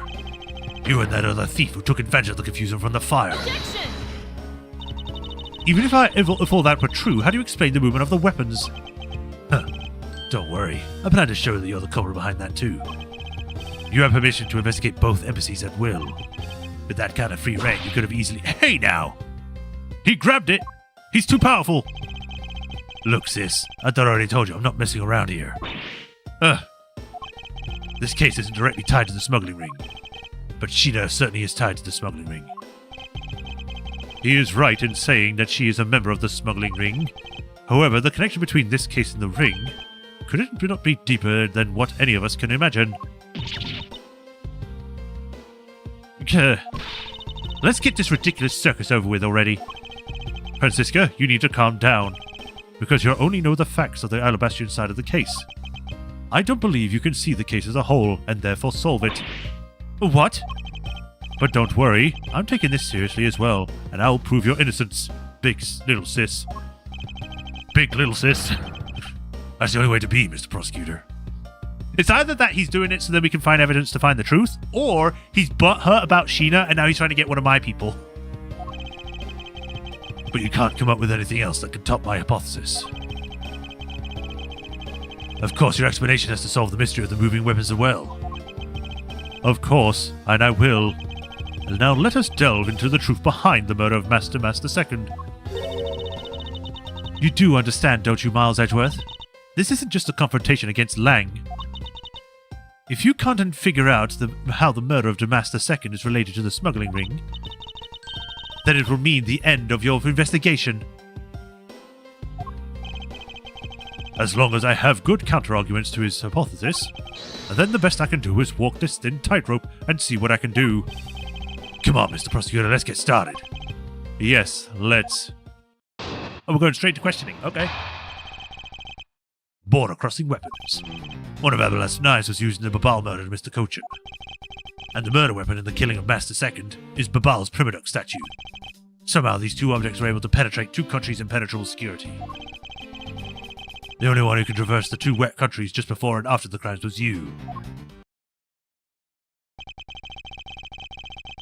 So, as long as I can't explain how the weapons moved about, Francisca will remain a suspect. You got it, Mr. Prosecutor. So why don't you stop giving me a hard time? Under these circumstances, who the heck can carry a weapon across country lines? I've worked through every possibility, but there's only one that is plausible. Your boss. Agent Lang, what I've learned from you is just now that you've lost sight of yourself. What are you talking about? By focusing too intently on which is in front of us, we become blind to the truth. Don't tell me that Lang Zi never said anything to that effect. You prosecutor! Who do you think you are, speaking about Lang Zi's proverbs like that? They're not just things you just say out on a willy-nilly. Lang Zi says, don't repeat proverbs you don't know. I'm imagining Francisca and Kay forcing him to perform like Trucy does Apollo. Oh, God.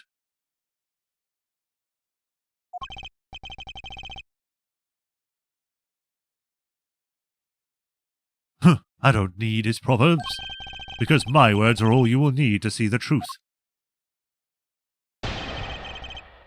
Border crossing weapons. Hold it! I concur that this knife crossed over country lines. Good. That's not the only thing that did. We must forget about the other weapon. The knife was the only one. Hold it! So you're saying that the Prima Lux statue was also brought over by Francisca? Like I told you before, that's the only way it makes sense. Hold it! And how exactly did she bring it over? I haven't figured that out yet. It was the Steel Samurai, wasn't it? He had it in the thing with the child.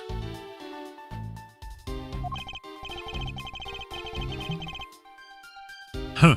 That's a rather weak statement considering how sure you are. Maybe. There's one thing I know for sure.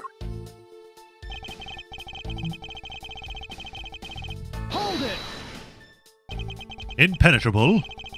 I should hardly think so. You see the top of the wall between the two countries, right? Who in the world should cross over that? Yeah, not even I could climb over that thing with all that barbed wire. Or Francisca doing it to Apollo, which there's a surprising amount of art. Okay then. The only way to either embassy is through the doors and the thieves from Neutralis. You call it a pram. Pram, trolley, whatever. Hamper.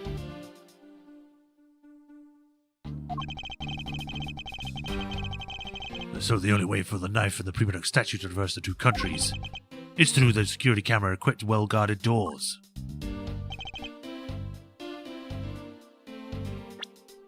Can I actually present that?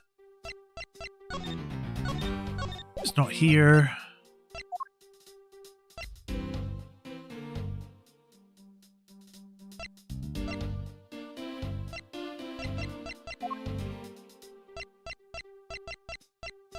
I might not have the evidence for it yet.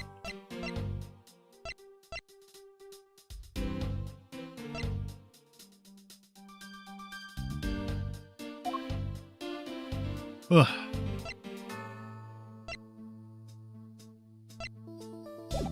We'll just keep pressing for the moment.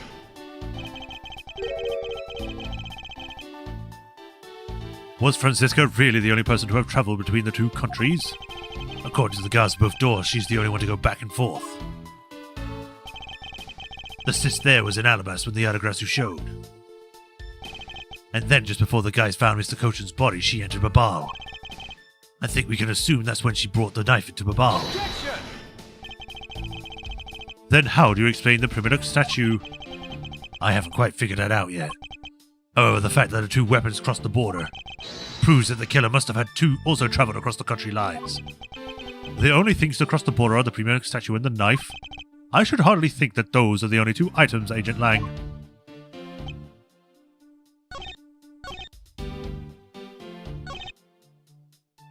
I guess maybe the spear? Objection! No. Agent Lang, if you could take a look at this piece of evidence, you'd see that there's a very big flaw in your logic.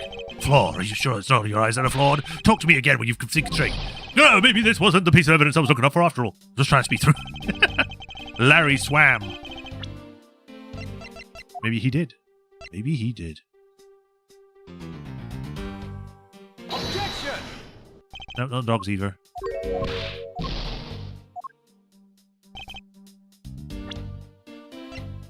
Da-na, da-na.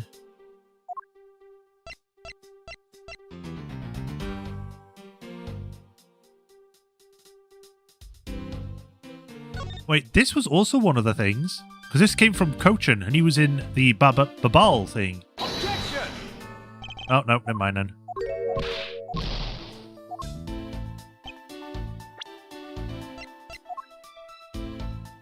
Do-do-do-do-do-do.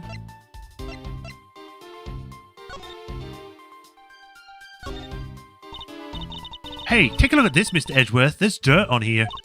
It's totally ruining the beauty of the hairstick, I suppose. Why is there dirt stuck on the end of a hairstick in the first place? The design of these things are rather eccentric for hairsticks. Huh? Really? Well, if they're that strange, what should I do with them? I have to say these are by far the most bizarre hairsticks I've ever seen. Use them as chopsticks. In any case, there's something I've been meaning to ask. How exactly do you stick the hairsticks of yours into your hair like that? That's a secret. She uses super glue. Curiouser and curiouser. Can I go for the tip? No? Because it looks like the tip is screwable in a way. Alright, it's gonna stab you, chat.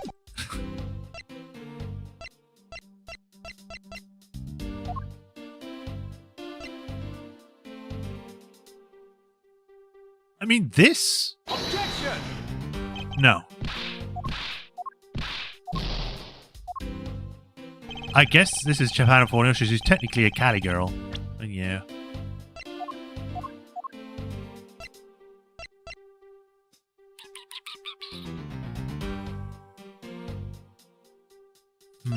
So I presented the spear, the dogs, and this.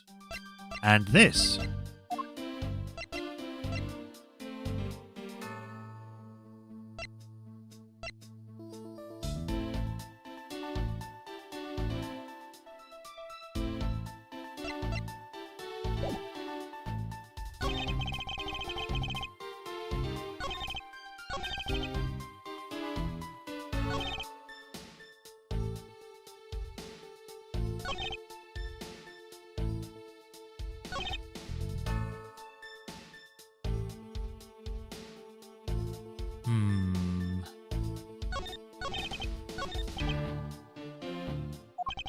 I should hardly think that those are the only two items. They don't talk about people.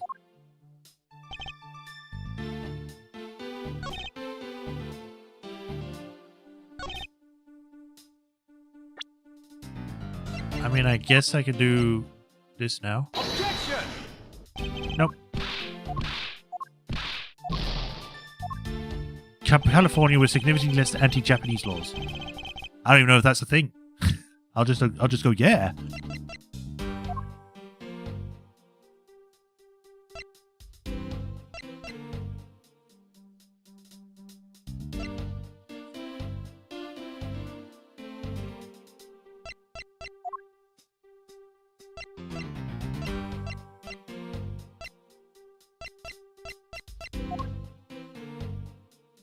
Objection! Nope.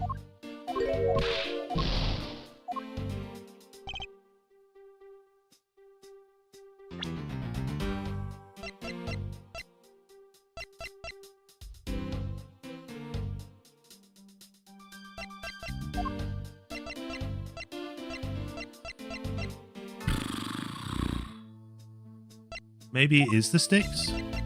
Objection! Nope. Well, we'll fail. Looks like you got all the answers I need. Come on, sis, it's time for us to go. Agent Lang, please wait. Sorry, but I'm tired of waiting. Because I'm not the one waiting around for others to solve my case. Miles Edgeworth, I demand that you do something about this at once. But I'm at a loss of what to do myself. Well, I know I've had plenty to ask the sis here about. Let's go. Miles. Is this really where it all ends? Whee! Thus the truth was lost for all eternity. Case closed. Forever. Retry. Yes.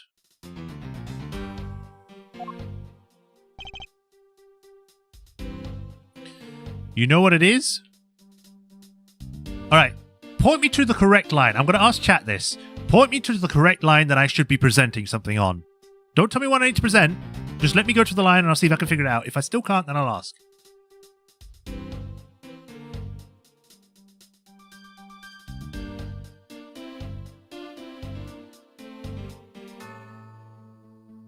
Because to me, it's either going to be this line or this line.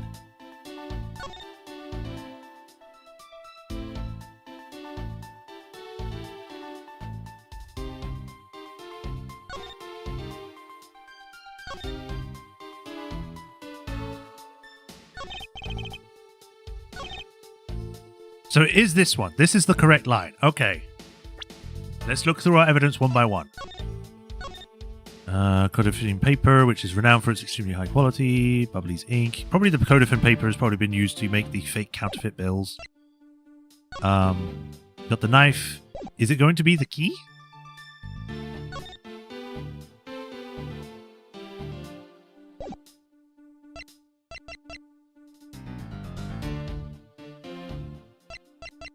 Let's try the key. Objection! Nope, not the key.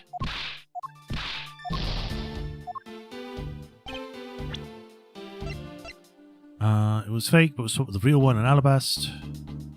Would it be the statue? But they were talking about that, so we'd know. Let me go back. Alabast knives. Murder weapon. Objection! Oh, okay, I guess it was the statue. I wasn't presenting the statues because they already said that. How did the statues get moved? And he's like, I don't know. That's why I wasn't presenting them. Agent Lang, these two items are not the only two to cross the border tonight. Oh? Damascus II was killed by Baal's Primadux statue, yes. But if that's the case, then tell me, where did Alabast's Primadux statue go? To Baal. Precisely. And if the two statues were really switched, then this means that both statues were smuggled across the border at some point. Thanks, chat, for pointing in the right direction. So I wasn't the right thing. So, yeah. Thanks for that, though. Which means that a total of 3 items were smuggled across the embassies. I guess so. You know what? It doesn't matter the number of items, only that the sis is the only one who could have done it. Because the only person who went back and forth between Alabast and Baal is her.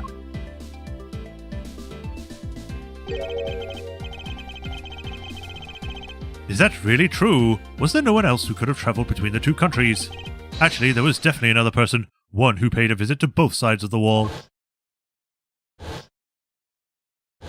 Objection!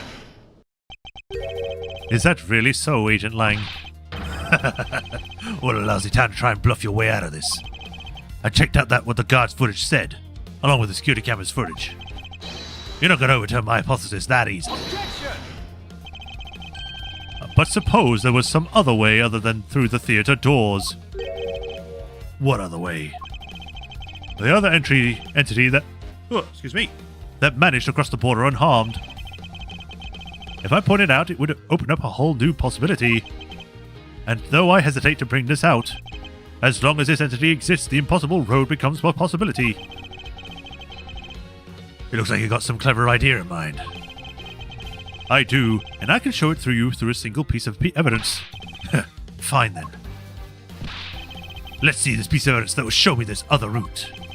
This piece of evidence will show us another way to move through the two countries.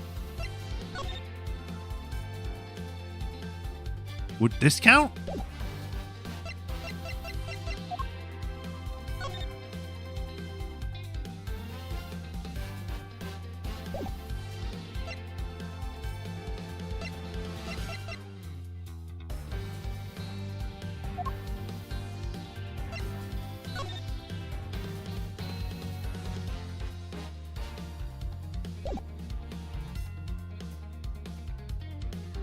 I mean, yeah, there is scaffolding.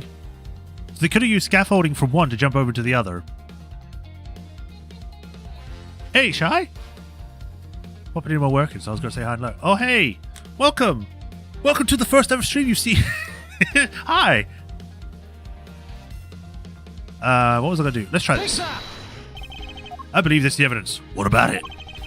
You're going to have to explain, because I don't see another road or anything here.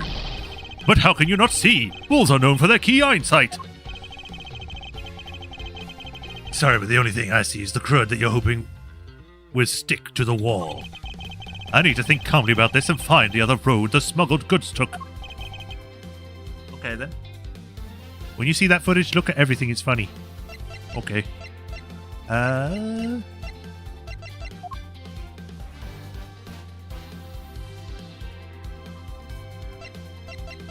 Is it going to be this? Okay, it was that then. Agent Lang, I'm sure you're familiar with this unforgettable photo. That supernatural photo, like I said before. Humans can't fly. No, of course not. I understand that perfectly well. And don't start claiming that Sheena somehow grew wings either. I wouldn't dream of claiming that. And I won't allow you to take back what you said either. I'll say it again. It's not humanly possible to fly through the air without wings. So you better have a good explanation for this, Mr. Prosecutor. But how can I prove who it was that flew through the air in this photo? Wait, not humanly possible. Eureka! Very well, you'll have your explanation. It sounds like you have a good idea simmering in that head of yours. Let's hear it. The face hidden within this photo blurry tailed shadow is...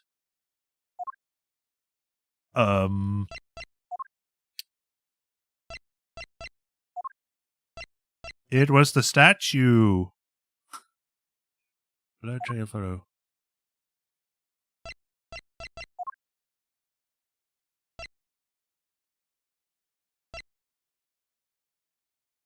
The face hidden.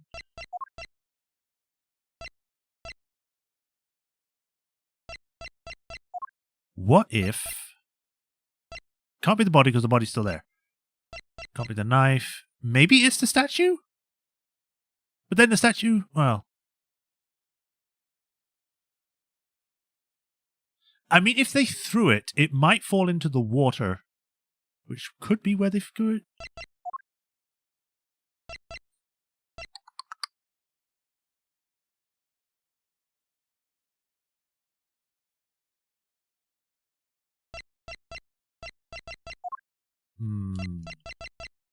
I am drawing a blank. She was just suspended by a collar when she was also put across. Let's just see. Take that! This is the face behind the shadow. I thought you said you'd be better have a good explanation. I can't make heads or tails of what you're trying to say with that. Was I wrong? Come on, hurry up and show me what that shadow flying through the air is. Even you, had you not barked at me, I would have gladly done so, Agent Lang. Need to go over it one more time. The man-shaped shadow that flew through the air, wrapped in the darkness of the night. Why did he say it like that? Its real shape can't be this one thing. Okay. So it's not that one. Does it matter which statue is shown? Take that! I guess it does. It was the other one. And naturally, the shadow is the third smuggled object, the Prima Nux statue replica. You can't be serious. The Adagrasu, or rather Callisto Yu, dressed as Agent Sheena, was inside Babal. She dressed the replica statue up in clothes and launched it through the air. Mr. Prosecutor! You left out a very crucial bit in your explanation. I know I did. She launched it through the air. And how exactly did she do that? Why are they making it right like that? He is literally baring his fangs at me. But he has a point. How exactly did it move through the air like that? As long as this remains unsolved, we won't be able to move any closer to the truth. Which reminds me, didn't he say this earlier? Flashbacks, I get to do normal voice. Hey sis, I remember that just before Ambassador Alba went to give his speech. He called you into his office, right? So just before the murder, Francisca was called here, right into this very room. If that's the case, then maybe another venue I can pursue. Agent Lang, in order for me to answer that question, I will need to hear testimony from Miss Von Karma. Oh, what are you up to now, pretty boy? Earlier, you mentioned something of interest to me. You said that just before the murder occurred, Miss Von Karma had been in this room because Ambassador Alba had called for her. And for that reason alone, you believe her to be the killer? Yeah, I guess I did say something like that. In that case, I believe it is my duty to ask her what her side of the story is. The only thing a criminal would tell us the honest truth. How dare you? As I've said numerous times, there is absolutely no proof that I'm the killer. Miles Edgeworth, don't tell me you suspect me too. I don't. However, I can't ignore the fact that you were in this room at that one point in time. Which is why I would like to hear about it from you. Franziska, I feel that I don't have enough information. Which is why your testimony is incredibly important to the outcome of this case. Alright.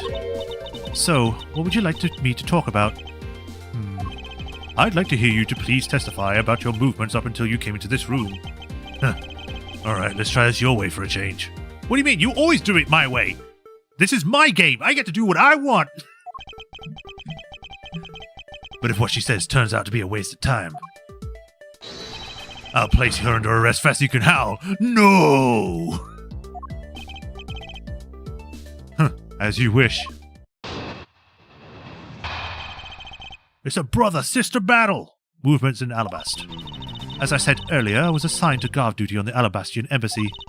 After I saw the Steel Samurai off on his way towards the ambassador's office, I returned to the Rose Garden for a bit and checked up upon the security situation. After all the preparations were in place, I was called back by Ambassador Alba to his office. Franziska, I want you to make us this clear from the very beginning. So what I wish to confirm is that the only time span in which you were in his office was before the murder occurred, is that correct? Yes, of course. I see. For now, the only way I can see for us to break out of this situation is to ask Franziska about her testimony in more detail. Let's do it!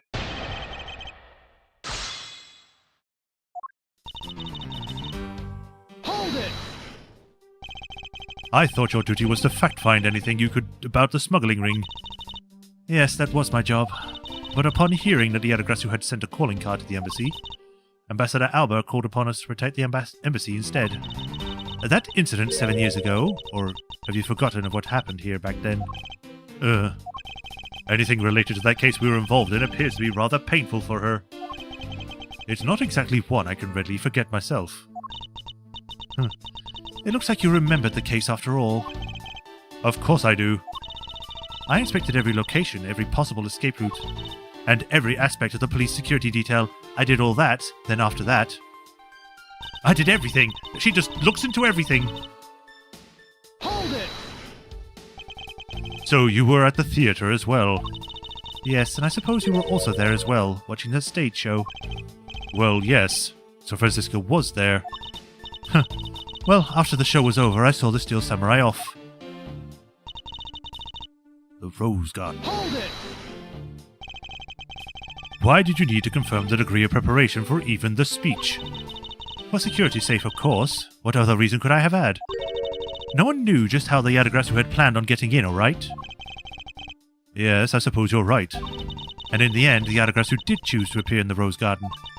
And even if it did turn out to be nothing more than a shadow... who would have thought that she would use a shadow? Calm down, Franziska. She must still be nursing a grudge over the fact that she couldn't figure it out herself. You're behind 4 times speed? You have 4 times speed?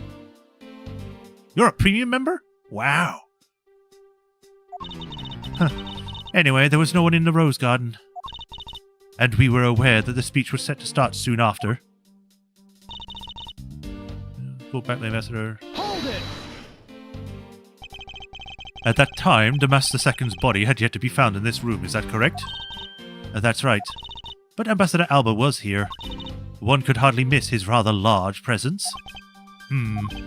A criminal will say anything to get out of being arrested. How do you know you're not lying? Well, if you need proof, I'd be happy to oblige you. Seriously? Like I keep telling you, when I arrived at this office, Ambassador Alba was already here. He was standing by the flower box on the windowsill, watering his plants. I can at least attest to that. I remember speaking with the lovely lady around that time here in my office. Alright, then. Add that statement to your testimony and let's hear some details. So Ambassador Alba was in the room at the time, was he? When he arrived, Ambassador Alba was watering the plants on the windowsill. Hold it! For the sake of being thorough, I'd like to ask you something. How did you know that Ambassador Alba was watering his plants at the windowsill? Oh, what do you mean by that? The entrance to this room is on this side, however the window is on the opposite side. If what you say is true, then when you entered the room, his body would have been like a wall. He would have been blocking your view of what he was doing, is that not correct? I suppose it was a bit hard to see around him. But fortunately for me, Ambassador Alba is not an immovable wall.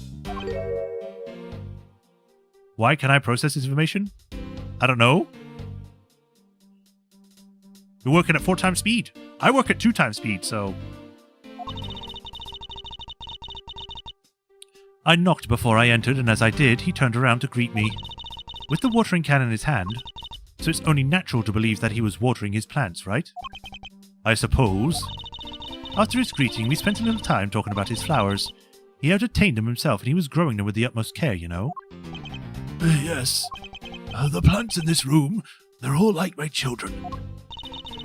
The passion flowers in the flower box on the windowsill are growing beautifully too. All 4 of them are in full bloom. Miss Von Karma, what did you just say now? I said that the flowers are growing beautifully. What about that statement do you not understand? What do I not understand? I don't understand why a certain thing is the way it is. I'd like for you to append that statement to your testimony. Very well. 4? There was only 2. What are you talking about? See? There's 2. Objection! These flowers are like my kids, yeah. Francisca, for some odd reason, your testimony contradicts with this piece of evidence. It does appear that way. Well, she doesn't seem bothered. I knew it. I knew we couldn't trust your word, sis. Mr. Edgeworth, what are you doing discrediting Miss Von Karma like this? Yes, sir. If you keep this up, she's going to get taken away, sir.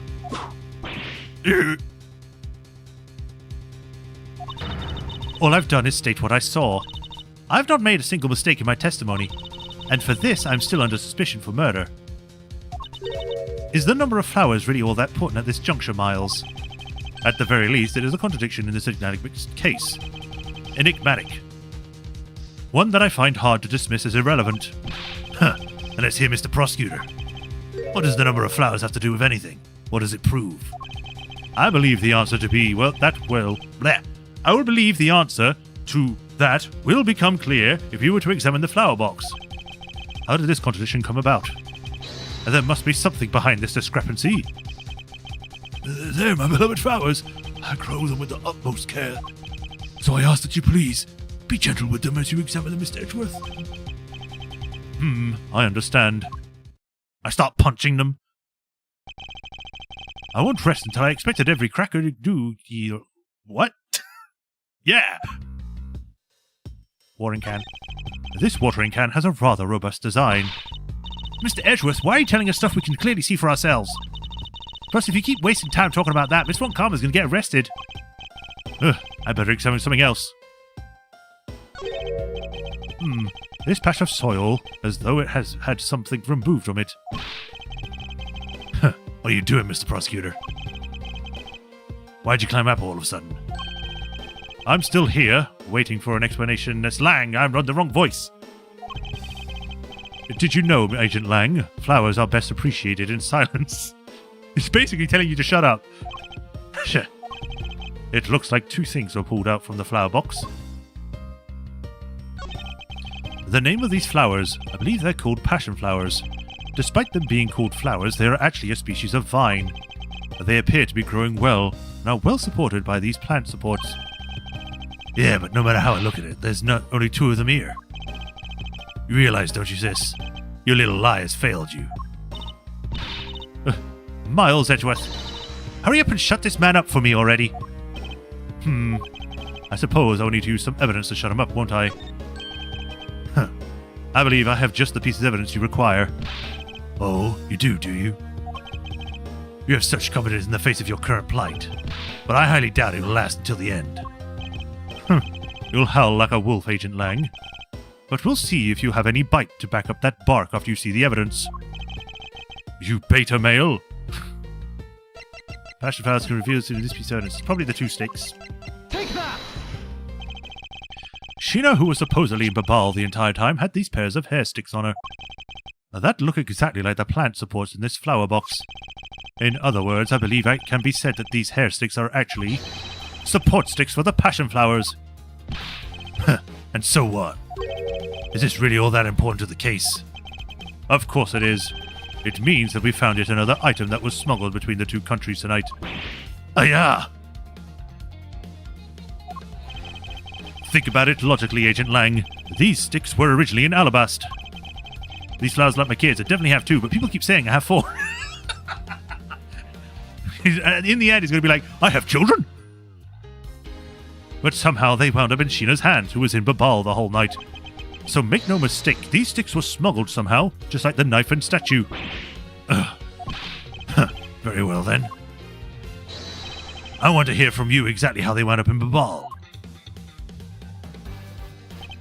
How did these support sticks find their way to Babal and why? There must be some reason as to why they ended up there. Aha, so that's why. Agent Lang, if you would please take a look at this and tell me its shape. Just about another stick, isn't it? And so it is, but the shape of the support sticks is what is important. For when they are used with something in this room, that's when it all comes into focus. And the object that completes the picture when used with support sticks is... I don't know. The spear?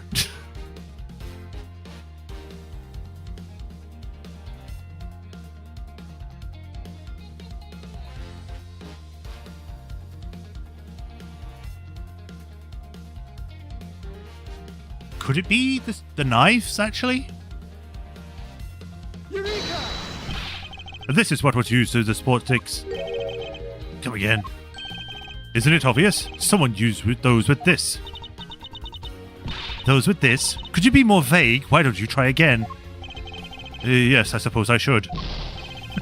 It would appear that this is insufficient in conveying what I wanted to say. The answer should become obvious to me if I just think calmly about it once more. But the only thing that can really connect the 2 offices together has to be this. I guess it's the statue. Fine. It's not the statue. I was wrong.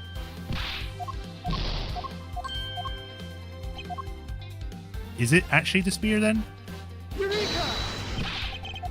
Nope.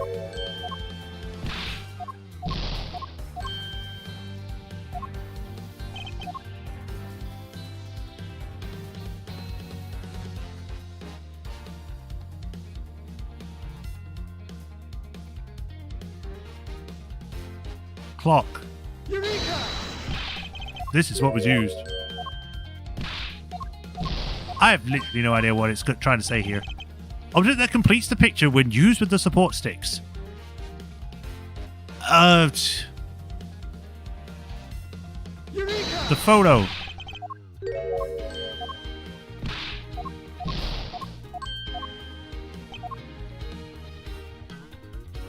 Plan.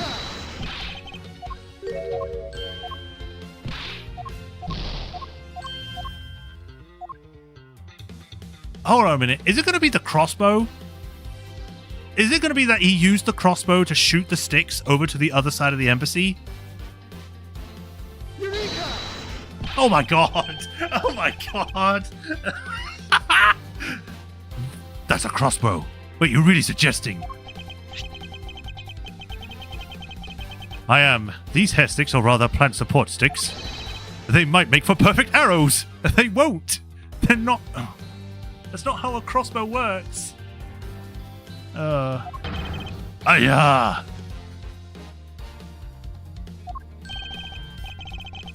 I've done it. I found the common thread that connects the 2 offices. But this thread has yet to be completely untangled. Even using the arrows, how does this explain how the statues were transported? Furthermore, who could it have been who fired these sticks as arrows? There must be a common thread that ties all these things together. Not so fast! Mr. Prosecutor, hold up a second. You do realize what happens when you tie a statue to an arrow, right? They don't fly at all.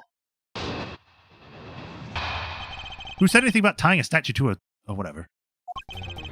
So Babal's statue were draped into the Adagras's clothes and then shot over here.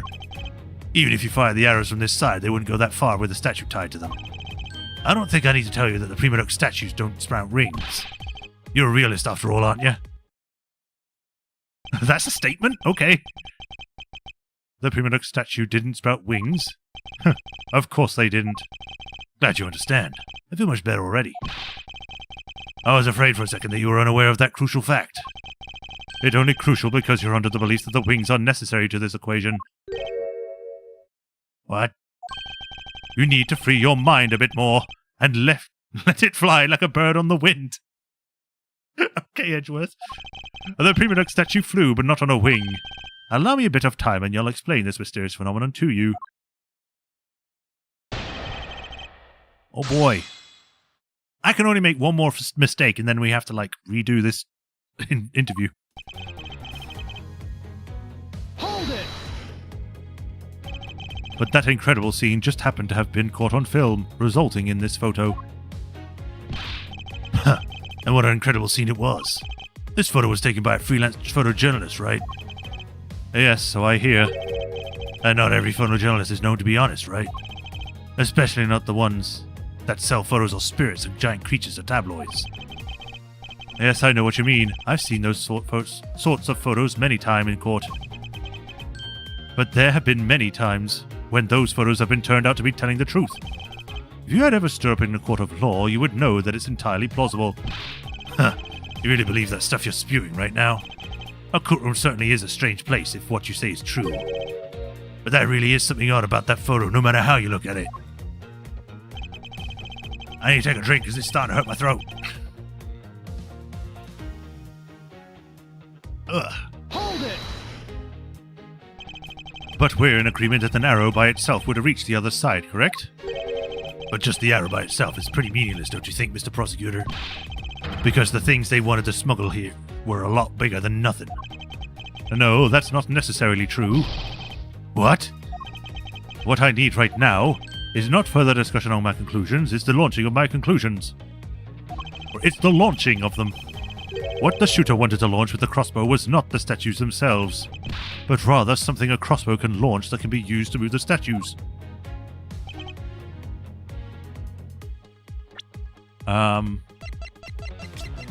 What could be used to transport statues? The wire? Objection! But that's a very thin wire to carry a statue. Finally, we have reached this point in our discussion. For I present to you that which we carried by the arrows from the crossbow. I get it now, Mr. Prosecutor. I can see exactly what you're trying to say. You're saying that the wire was tied to an arrow and then shot into Mr. Cochin's office. Those arms don't seem to be attached to anyone. They're just floating arms holding a crossbow in the air. You have to be, leaning way out the window for that. All the way from the 5th floor of the Alabastian Embassy. Down to the 3rd floor of the Babalese Embassy. If what you're claiming is really what happened, I can see how Alaba's Prima Duck statue could be moved. Gravity could be used to move the statue down to the wire from the 5th to the 3rd floor. But then, what about Babal's Prima Duck statue? The dark shadow in this photo is clearly flying away from Babal. Going in the opposite way of gravity from the 3rd floor of the Babalese Embassy. Up to the 5th floor of the Alabastian Embassy. How do you explain that? Aha, I think I finally see how the gears behind this whole trick work. Agent Lang, the motion used behind this trick. I wonder if perhaps you have yet to envision how it works in your head. I'm imagining a pulley system between them, with you sneaking across by carrying by the scruff of a neck. Okay. Motion. What motion? This is the motion that was employed to smuggle Babal's Prima Duck statue. Rotary swinging bungee.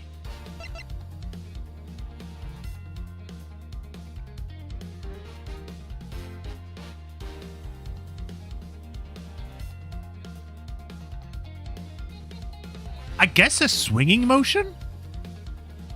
Because, like, if you let loose the wire, it would go back, but then it would fall into the grass. Or into the bottom area. Bungee could work, but it's a metal coil. I don't think a metal coil can bungee. Can it? It say it's metal. It just says wire. It doesn't say it's metal or anything. It just looks metal.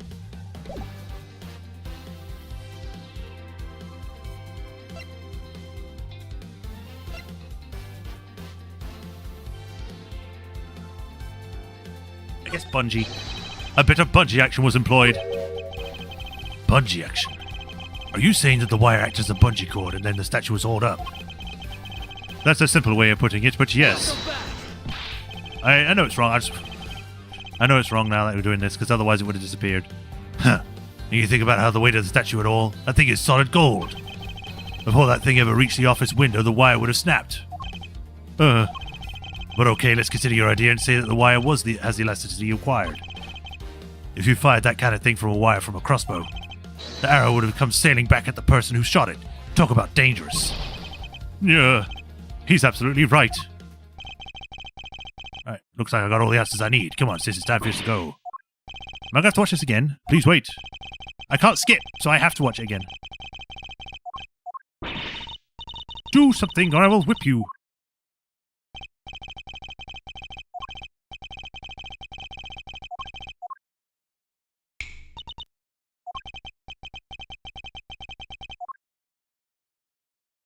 All things have electricity.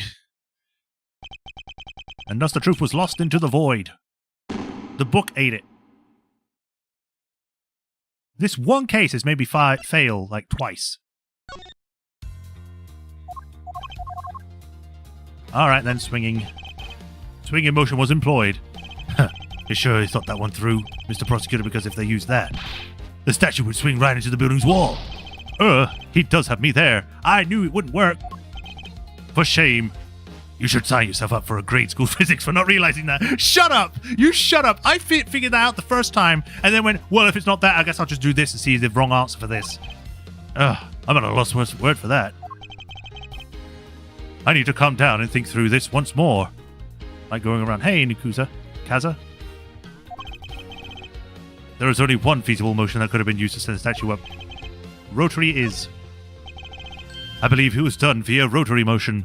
How are they going to explain this? If the two statues were transported simultaneously... Simultaneously? Get real. The statues would collide each other somewhere along the way. Objection! Did I ever say there was only one line of wire between the two offices? Oh, there's two now. Okay. If you shot an arrow with the two ends of the wire tied to a circular belt, it can be formed. What? How does that work?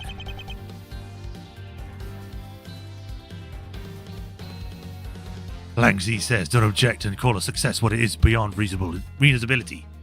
Words are becoming harder for me right now. Taking into account the tension difference between the two wires. The top one would sag too much to the point where the statues would collide anyway. Objection! Agent Lang, as you know, the Primadok statue is a one-of-a-kind national treasure, and the fact the Babal statue is a hollow replica of the real statue would naturally be lighter than the real one, meaning that, in my idea, is very possible. Langzy says. Oh! I should have howled, but yeah, I did that instead. Here's what I believe happened.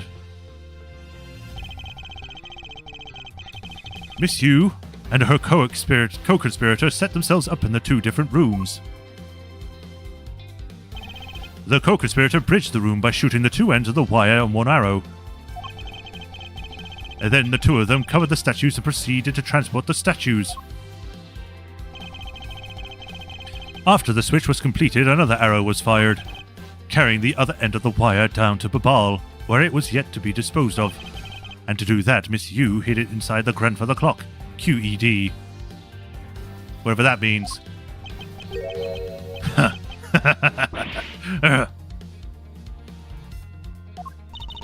This proves it, right, Agent Lang? That I'm not the killer. Not yet, sis. I still haven't had my dessert yet.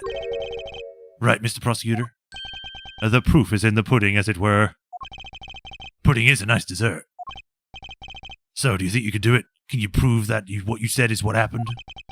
Because remember, if you can't, I'll be taking a certain someone back home with me as a souvenir. I agree that as long as there is no proof, my hypothesis remains just that. However, what I have laid out is no mere hypothesis, for there is one more piece of evidence. One more. This should be interesting. I think you have a piece of evidence that will turn your hypothesis into fact. Quod erat demonstratum. Thus it is proven. Oh, okay. Why did you just say that? Saying QED could be like, is it an explosive? No, because that's an IED. Or, no wait. IED is the one they put in women, right? For pregnancy. That's a different thing. Or am I thinking of something else? There's too many acronyms, alright? Too many acronyms to get rid, remember them all. Well then, let's see it, Mr. Prosecutor.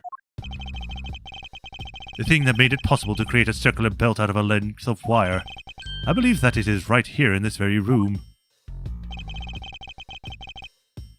Now then, I believe what it has made the circular belt transport method possible. Is it going to be the fan? Take that! Ha! Looks like you dropped another bomb on us again. IUD. QED is a common abbreviation at the end of proofs. Is it? Okay, there's just a lot of acronyms out there. Like BPD, ID, DBD, MPMS. Don't you dare pick the plant again. Looks like you dropped another bomb on us again. The last piece of the trick are two pulleys. Precisely, the ceiling fan doubles as a pulley in this case. And thanks to the fact that there is one installed on each end of the offices, the ceiling fan made for the perfect pulley set for the wire to run on.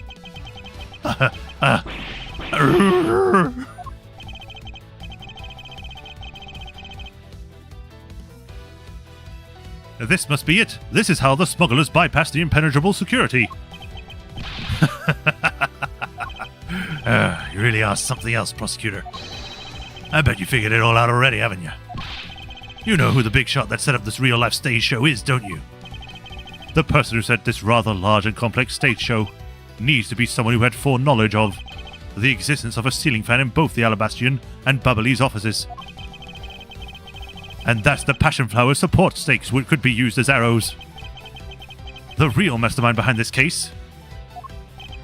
Well, don't you dare make this whole wolf wait for his food. Multi-timeline. Rapatron has infiltrated both chats now. Great. Why are you so hesitant, Miles Edgeworth?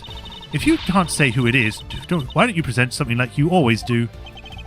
A single point of the finger here in this case will explode into an international incident. However, it's already too late to stop the forward momentum. It appears that I have no choice but to cause a war. There's a piece of evidence that will point to who the mysterious mastermind is.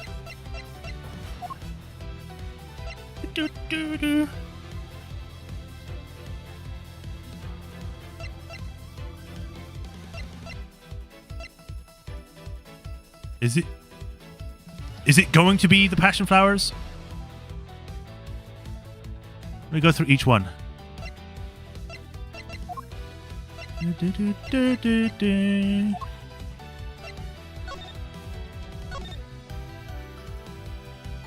Each finely crafted knives. Both countries have a prehistoric statue, which are the national treasures of the country. Nothing here.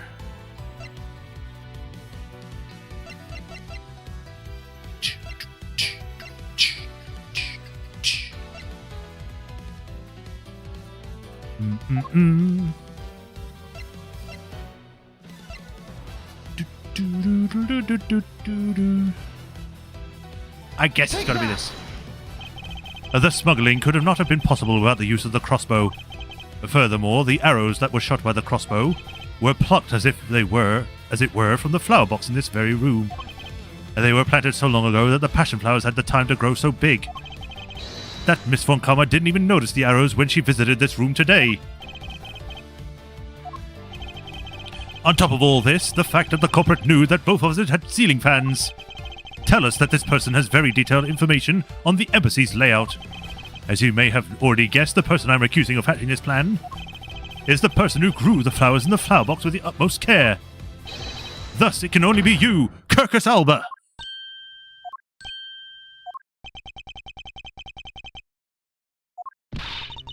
Are you out of your mind, Miles Edgeworth? I'm certain of what I am saying, and I'm sure that he is the culprit.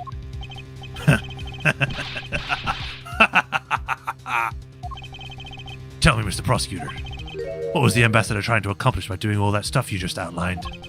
Why in the world would he need to use a trick like that? I understand your need to doubt me. However, there is one thing that stands out to me as very odd. Just one thing, huh? The one single end result Ambassador Alba sought to obtain.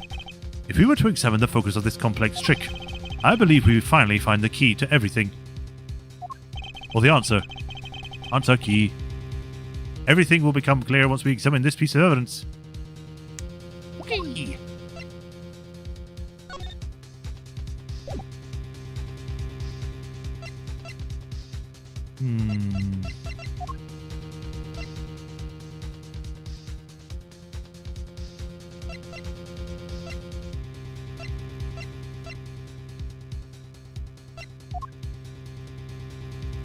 What would it be?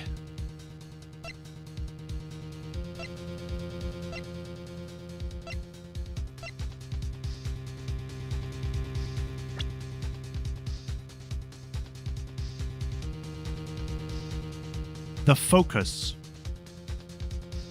To the statues?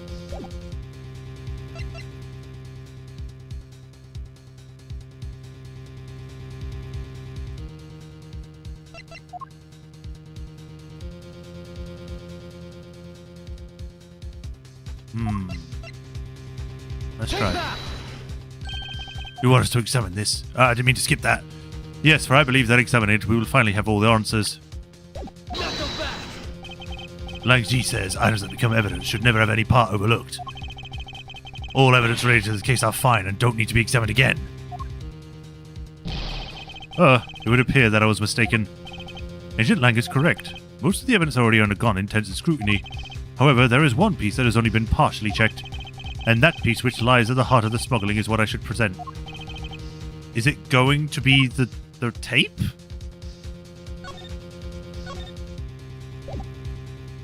Take that!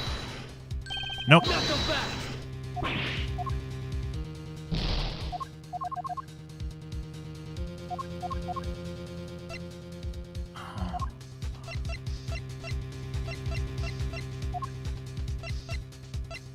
I mean, it could be the knife.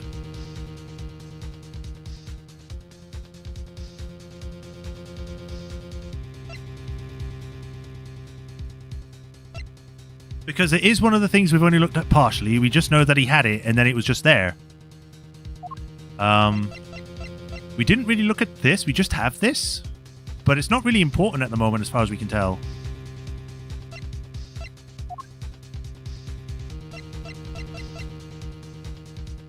I mean, we looked at the sticks. There's nothing really beyond, like, that they were in the dirt. I guess present the knife. Nope. Not so fast! Yeah, I chose the wrong thing.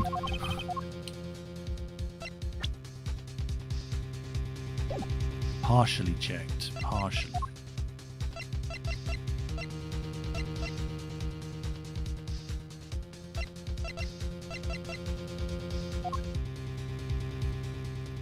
What else has been partially checked?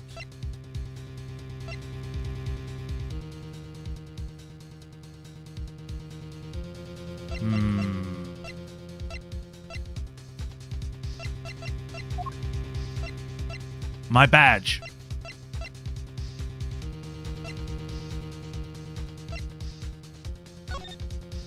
The documents, maybe?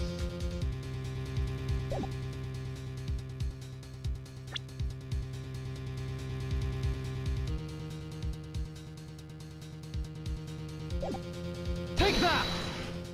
No. Not so fast!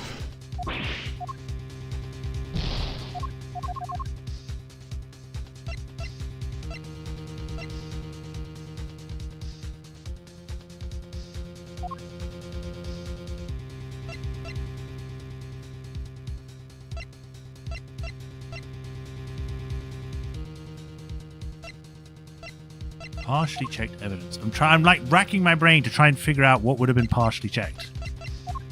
Because this isn't really evidence. We checked the body, we checked that, we presented it and it was wrong. The knife doesn't really make much sense because we've covered that a lot. The statues we've also covered. This I already presented, it's wrong. I don't think it would be the money because that got burned up anyway. The statue, same as the other one. Spear probably doesn't matter. The handwritten note probably doesn't matter. Flowers, maybe? I don't think so, though. Samurai dogs, eh. The guitar pick, I have no idea. Like, this guitar pick has just been around. We don't know what it's for. It's covered in water for some reason. Didn't really check out the fountain, but it was filled with water. This doesn't matter. Fireplace, sticks.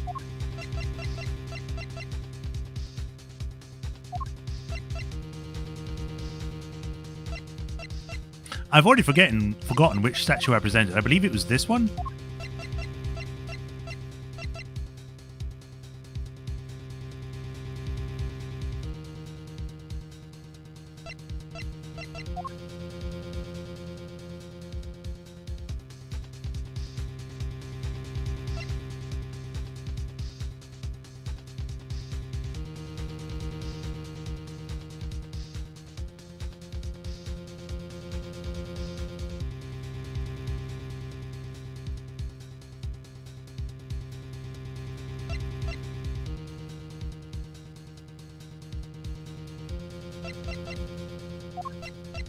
I already forgotten which statue I presented, so I'll just... Take that!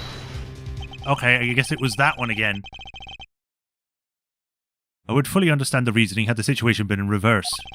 However, to go through the trouble of swapping the real Prima Duck statue for the fake, I sense a very shady reason for such a bizarre action. And who better to ask for that reason than King Prima Duck himself? I see. I'm in the wrong voice. Ambassador, we'll be examining that statue now, with or without your permission.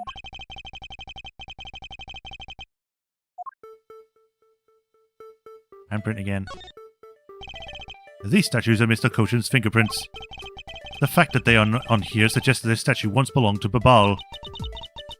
To smuggle from Babal to Alabaster? Why was there a need for them to smuggle it in? The shield can rotate. A shield, huh? There doesn't seem to be anything unusual about it. I bet it's supposed to be that guy is protecting something. I don't think it's supposed to have that deep of a meaning behind it. In that case, what are we wasting time with this for? Let's look for some other area.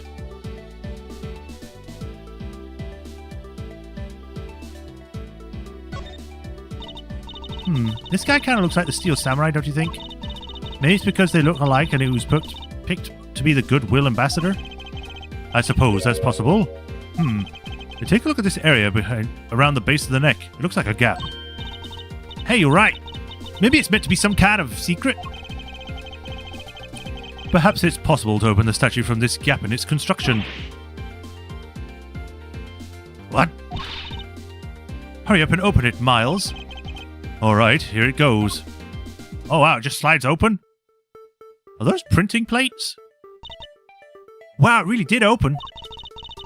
Hey, what's this thing that fell out? I believe a more thorough examination of it is required. It's just floating in the air. You could have had a body in there. Oh, what in the... Is this... Hey, is this what I think it is? It's a plate for making counterfeit bills. Somehow it appears that we have at long last arrived at the exit to this complex labyrinth. We finally hold within our hands one of the counterfeit money plates, and the reason why the replica was smuggled into Alabaster to begin with. Woo! Counterfeit plates!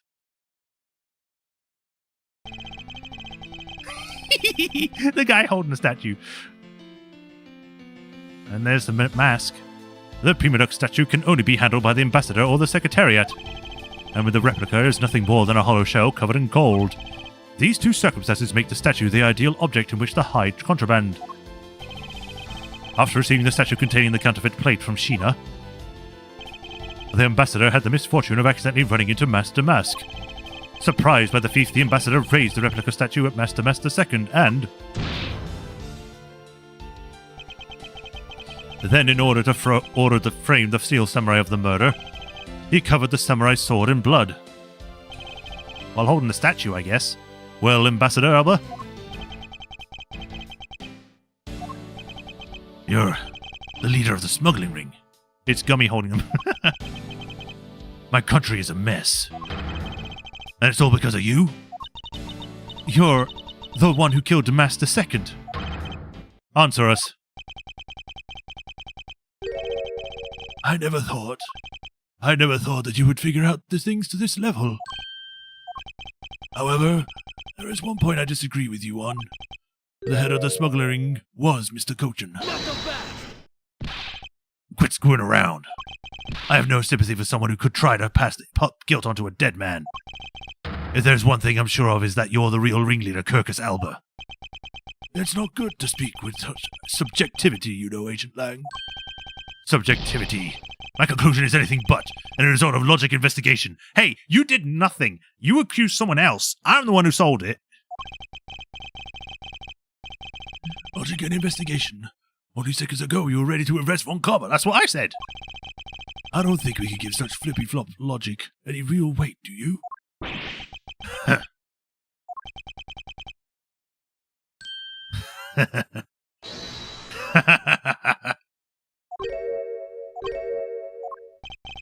It looks like you still don't get why I came back.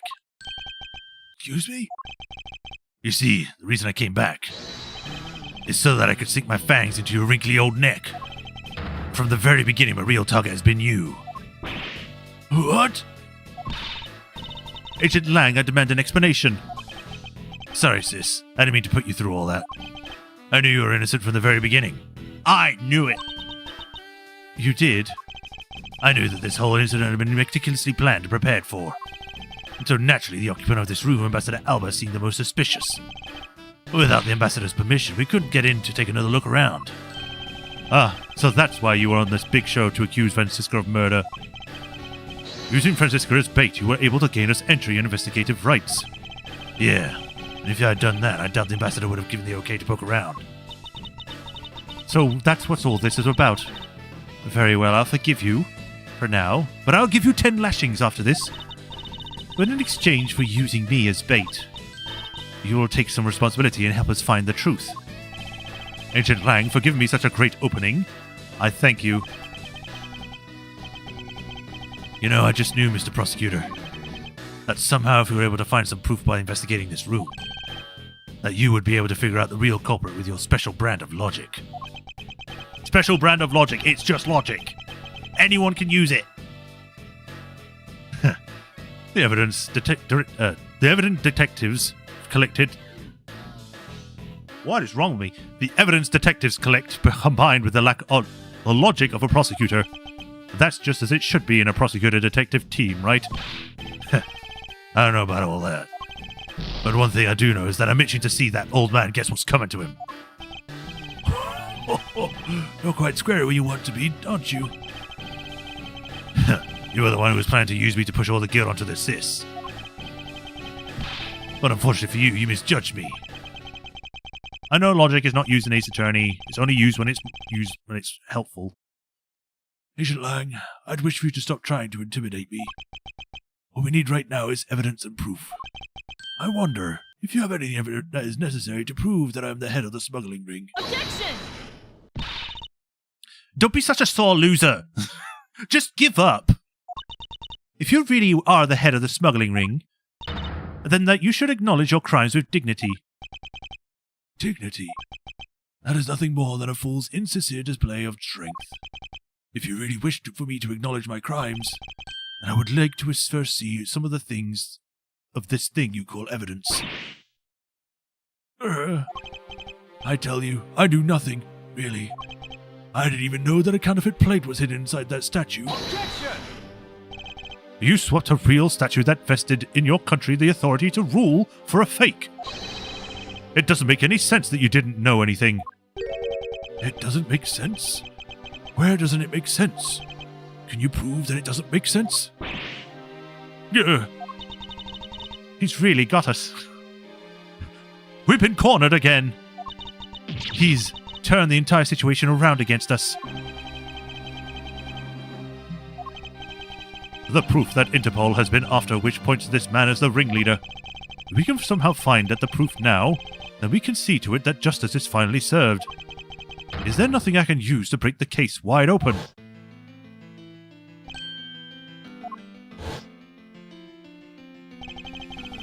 The trump card and the videotape. With those two items, we might be able to finally bring this man down. But the card is evidence from a case that Mr. Faraday hid away in secret. And the tape was stolen by Detective Bad from the police. They're both illegal. Prepare for the most annoying confrontation across the entire series? Oh boy! No matter what, a prosecutor of the law can't be allowed to use such pieces of evidence. Needless to say, we Von Commas are commanded to achieve nothing but victory. And by any means necessary. I can read this normally because it's flashback. The only way to bring someone like that to justice was to do outside of the courts. That's what we thought at the time. I no longer follow the path of Manfred von Karma. And I won't follow the path of the Yadagrasu. This leaves me with what? What creed will I believe in? If I want to pursue the truth, then I will sully my hands in legality or illegality, and if I want to pursue justice, then I lose the truth.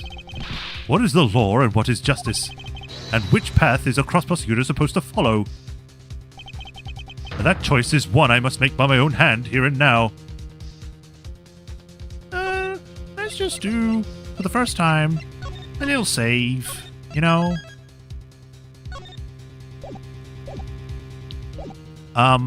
Because it's Edgeworth, he wouldn't use illegal evidence. Only Phoenix Wright uses illegal evidence, and that's why he gets disbarred after this. I'm a prosecutor, and I can't allow myself to use evidence such as these. Mr. Edgeworth, if you don't do something, my Ambassador Albert's going to get away with it. I know, but... Objection! What are you holding back for? The only thing a Von Karma should pursue is the perfect proof. If you really do have what it takes to complete our argument, then there's absolutely no reason not to use it. Everyone's shouting at me! Like G says, the reason people judge people is because people are people. What? That makes no sense. People weren't born to be changed to the law. Laws were born to protect the people. And it's always used to stamp them out, so it doesn't matter anyway. You're the only one here right now who can put this guy out to pasture. And that is the only way our second or third generation of Zengfar's people will be born. Can you really still hesitate knowing the fate of a nation rests in your hands? There is no limit to the law. Any limit that exists was set there by man. When a person goes beyond that limit, then the law too crosses into new territory.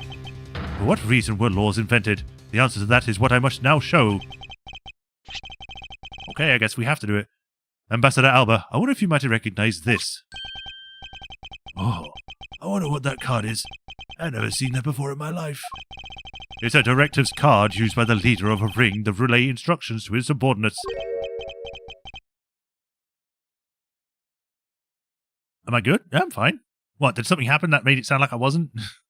Oh, what is it? This card was sent to the real culprit behind the KG-8 incident 10 years ago. A man by the name of Manny Cochin. Oh, so why do you have such a card in your possession?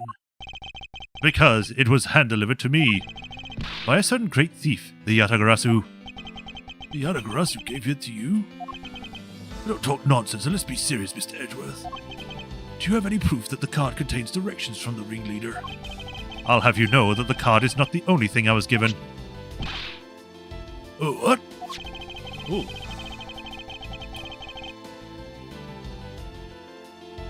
Okay. This contains security footage that was shot just before the start of the KG-8 incident. The KG-8 incident? The card and the video.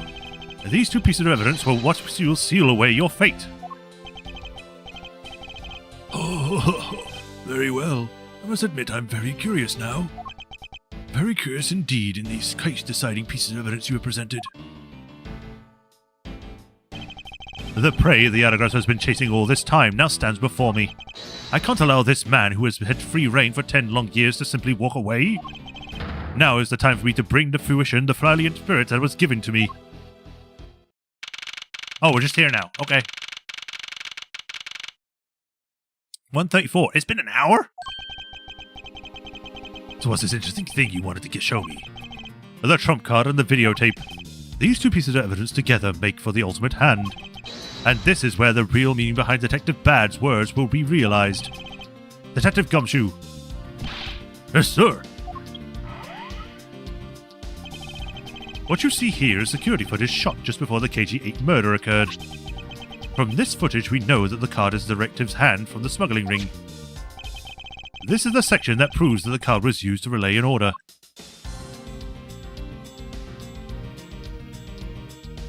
I guess the card. Take that! As you can see, Mr. Cochin is holding the card in his right hand. I see. The killer is indeed holding a card with the exact same design on it. But that card and the one you have, just because they look the same doesn't mean that they are, does it now? But that is a very easy way for me to prove that they are in fact one and the same. All we have to do is simply take a look at this. The blood! Ooh, the spin around, damn! This dark red blood, yes, this is your proof. Proof that the orders on this card were played out in that terrible tragedy. The blood belonged to the victim of the KG-8 incident. With a bit of DNA testing, we can very easily verify that as fact. If you have no objections, then I'd like for you to take a look at the next piece of footage. The car that passed by in front of the victim's apartment building, it's an official Codafin government car. What? Detective Gumshoe, if you could please magnify the footage. You could just do that on VCRs? This area of the footage directly links the smuggling ring with Codafia. Is it going to be the card itself? Or is it going to be this thing with the reflection of this metal? Let's do the card first. Take that! The shape of his pocket and the director's card in it. It tells us that without a doubt this person in the car is Mr. Cochin. The license plate on the car was also captured by the security camera, and with it we can easily find out who was sitting in this car on that day 10 years ago. Again, this is very sloppy for them to do this. Which is why I can say with confidence that you were riding in this car on that day. You're turning into a zombie.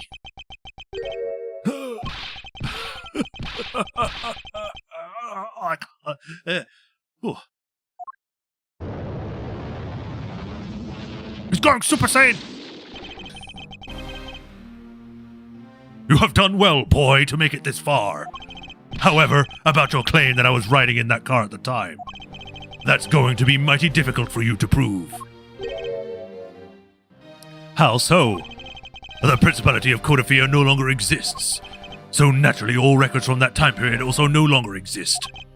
That arrogance, was it that he really means he's already erased all traces of them? We've finished here, boy. The only weapon I have left to me now is this piece of footage. There must be something here I can use against him that he was just fiddling with that was quite obvious. Take that! What the? Ambassador Alba. What is it? You were once an army man of the service in service of Codafia, and it was you who made the many missions you participated in successes, correct? Why the sudden backhanded praises, boy? Although, to be sure, the brilliant medals on my breast were awarded to me during the era of Codafia. Breast, eh? Yeah, okay. And now I'm the only one who owns this particular medal. In that case, the only person it could be is sitting in this car with you. Or is you? How do you figure that? By the medal captured in here in this footage. It is clear the exact same medal as the one on your chest. What? His face is broken.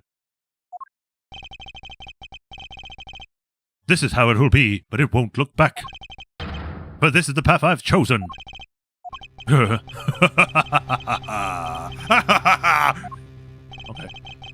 You've moved me with your devotion to this case, Mr. Edgeworth. Why is he taking such an arrogant stance with me? It is almost looking impossible, isn't it? For the lot of you who have come this far, it looks like I might just lose a little game this time. You might lose the game this time. You don't get another round, Mr. Ambassador. Is that a fact? Very well. I have decided to confess and admit my guilt. You're going to confess? And I will accept whatever punishment that might come as a result. What the? Regarding the Damas II's murder, I admit it. I did it out of self-defense. You're claiming it was justified self-defense? Damas II attacked me, and I felt that my life was in danger. If I hadn't done what I did, I might be the one found dead instead of him. What a pathetic performance. I'm not giving you one. Wow, you two really know how to laugh at inappropriate times. Great comment there, Kay. Great. Just helpful.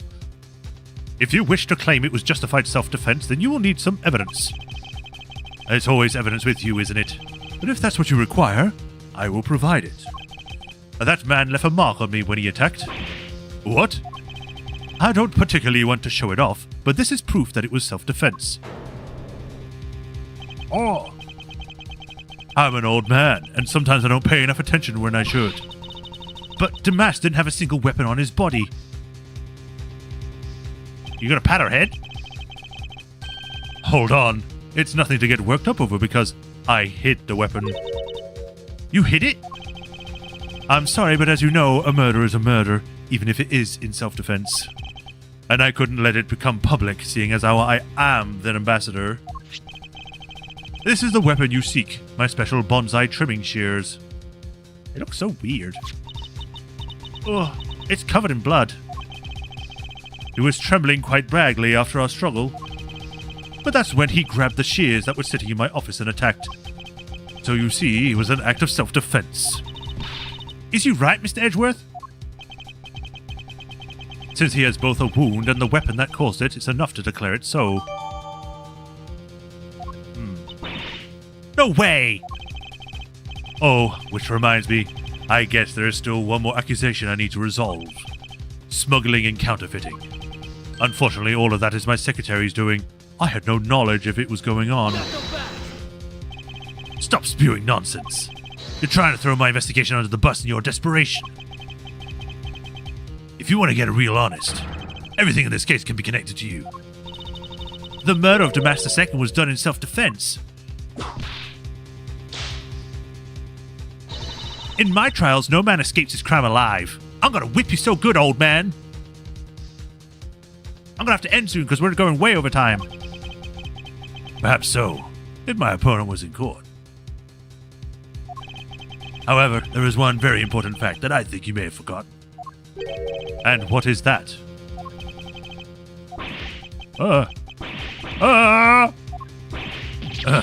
That's what you mean. The extraterritoriality. Jesus, long word.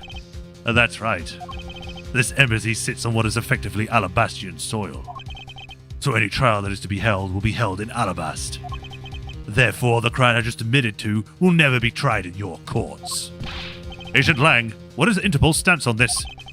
Agents investigate, that's our job. The judgment of people who have confessed to their crime, that's the court's job. And I've already confessed to all my crimes, Agent Lang. Furthermore, by the very nature of my position, I have full extraterritorial rights. These rights are effective even on your country's soil. Therefore, no matter where a crime may take place, I will never stand trial in one of your courts.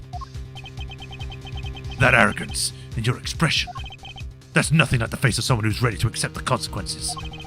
Don't tell me you have in your own country's judicial systems eating right out of your hands. These crimes you all speak of so seriously. To me, there is nothing more than a game. You may chase me out of this embassy with your accusations, but it's no big deal. Alabast has numerous other embassies in other countries around the world. All you would accomplish is you would change the backdrop of our little game. These two layers of protection that extraterritoriality provides him. This is why he is one of those who cannot be brought to court. You see now, don't you? I live in a different world than you. Now, if you'll excuse me, I need to go fetch your eviction papers. Is there nothing we can do? How much longer do we have, by the way? Because if it's still got like a few hours of this part, then I might stop. Oh, no, never mind. It ends right there. Forget I asked.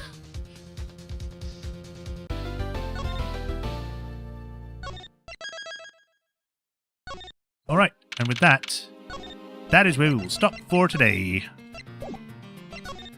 We shall pick this up next week, Tuesday, right? Yeah, next week, Tuesday. 3 hours, damn.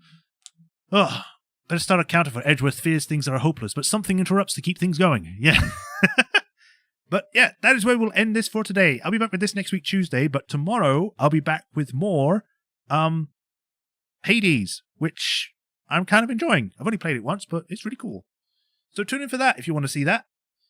But that is it for today. So thanks for watching, everyone. I had a lot of fun. Even though it has my voice to do some of these voices, it's still a lot of fun. And yeah, thanks for all joining as usual. If you have not already, like, follow, subscribe, all that stuff so you get notified of when the next stream. If you like what I do and want to help support me, links to Patreon and tips. And if you do become a patron, you get added to the patron list here, where I give a shout out of every stream like I do with Hirokuni and the Soulmaster37. I thank you for the continued support. I greatly appreciate you all. I might need to update this, so I'll probably check that at the end of the stream. But yeah, we go to an embassy and start beating up all the bad guys because we know the truth, and the truth hurts. So we punch them with truth knuckles. I imagine we just have like knuckle dusters with the word truth and justice on our hands. But yep, that's it for today. So thank you all for watching. You all take care. And rest of the day, I'll either see you tomorrow or I'll see you all next week. Thanks for sticking around. I hope you all enjoyed, and I'll see you all next stream. Until then, bye everyone. Bye Ruffletron. Bye Matt the Shirt. Bye everyone else that's still here. Bye Shy if you're still here too. See you all next time.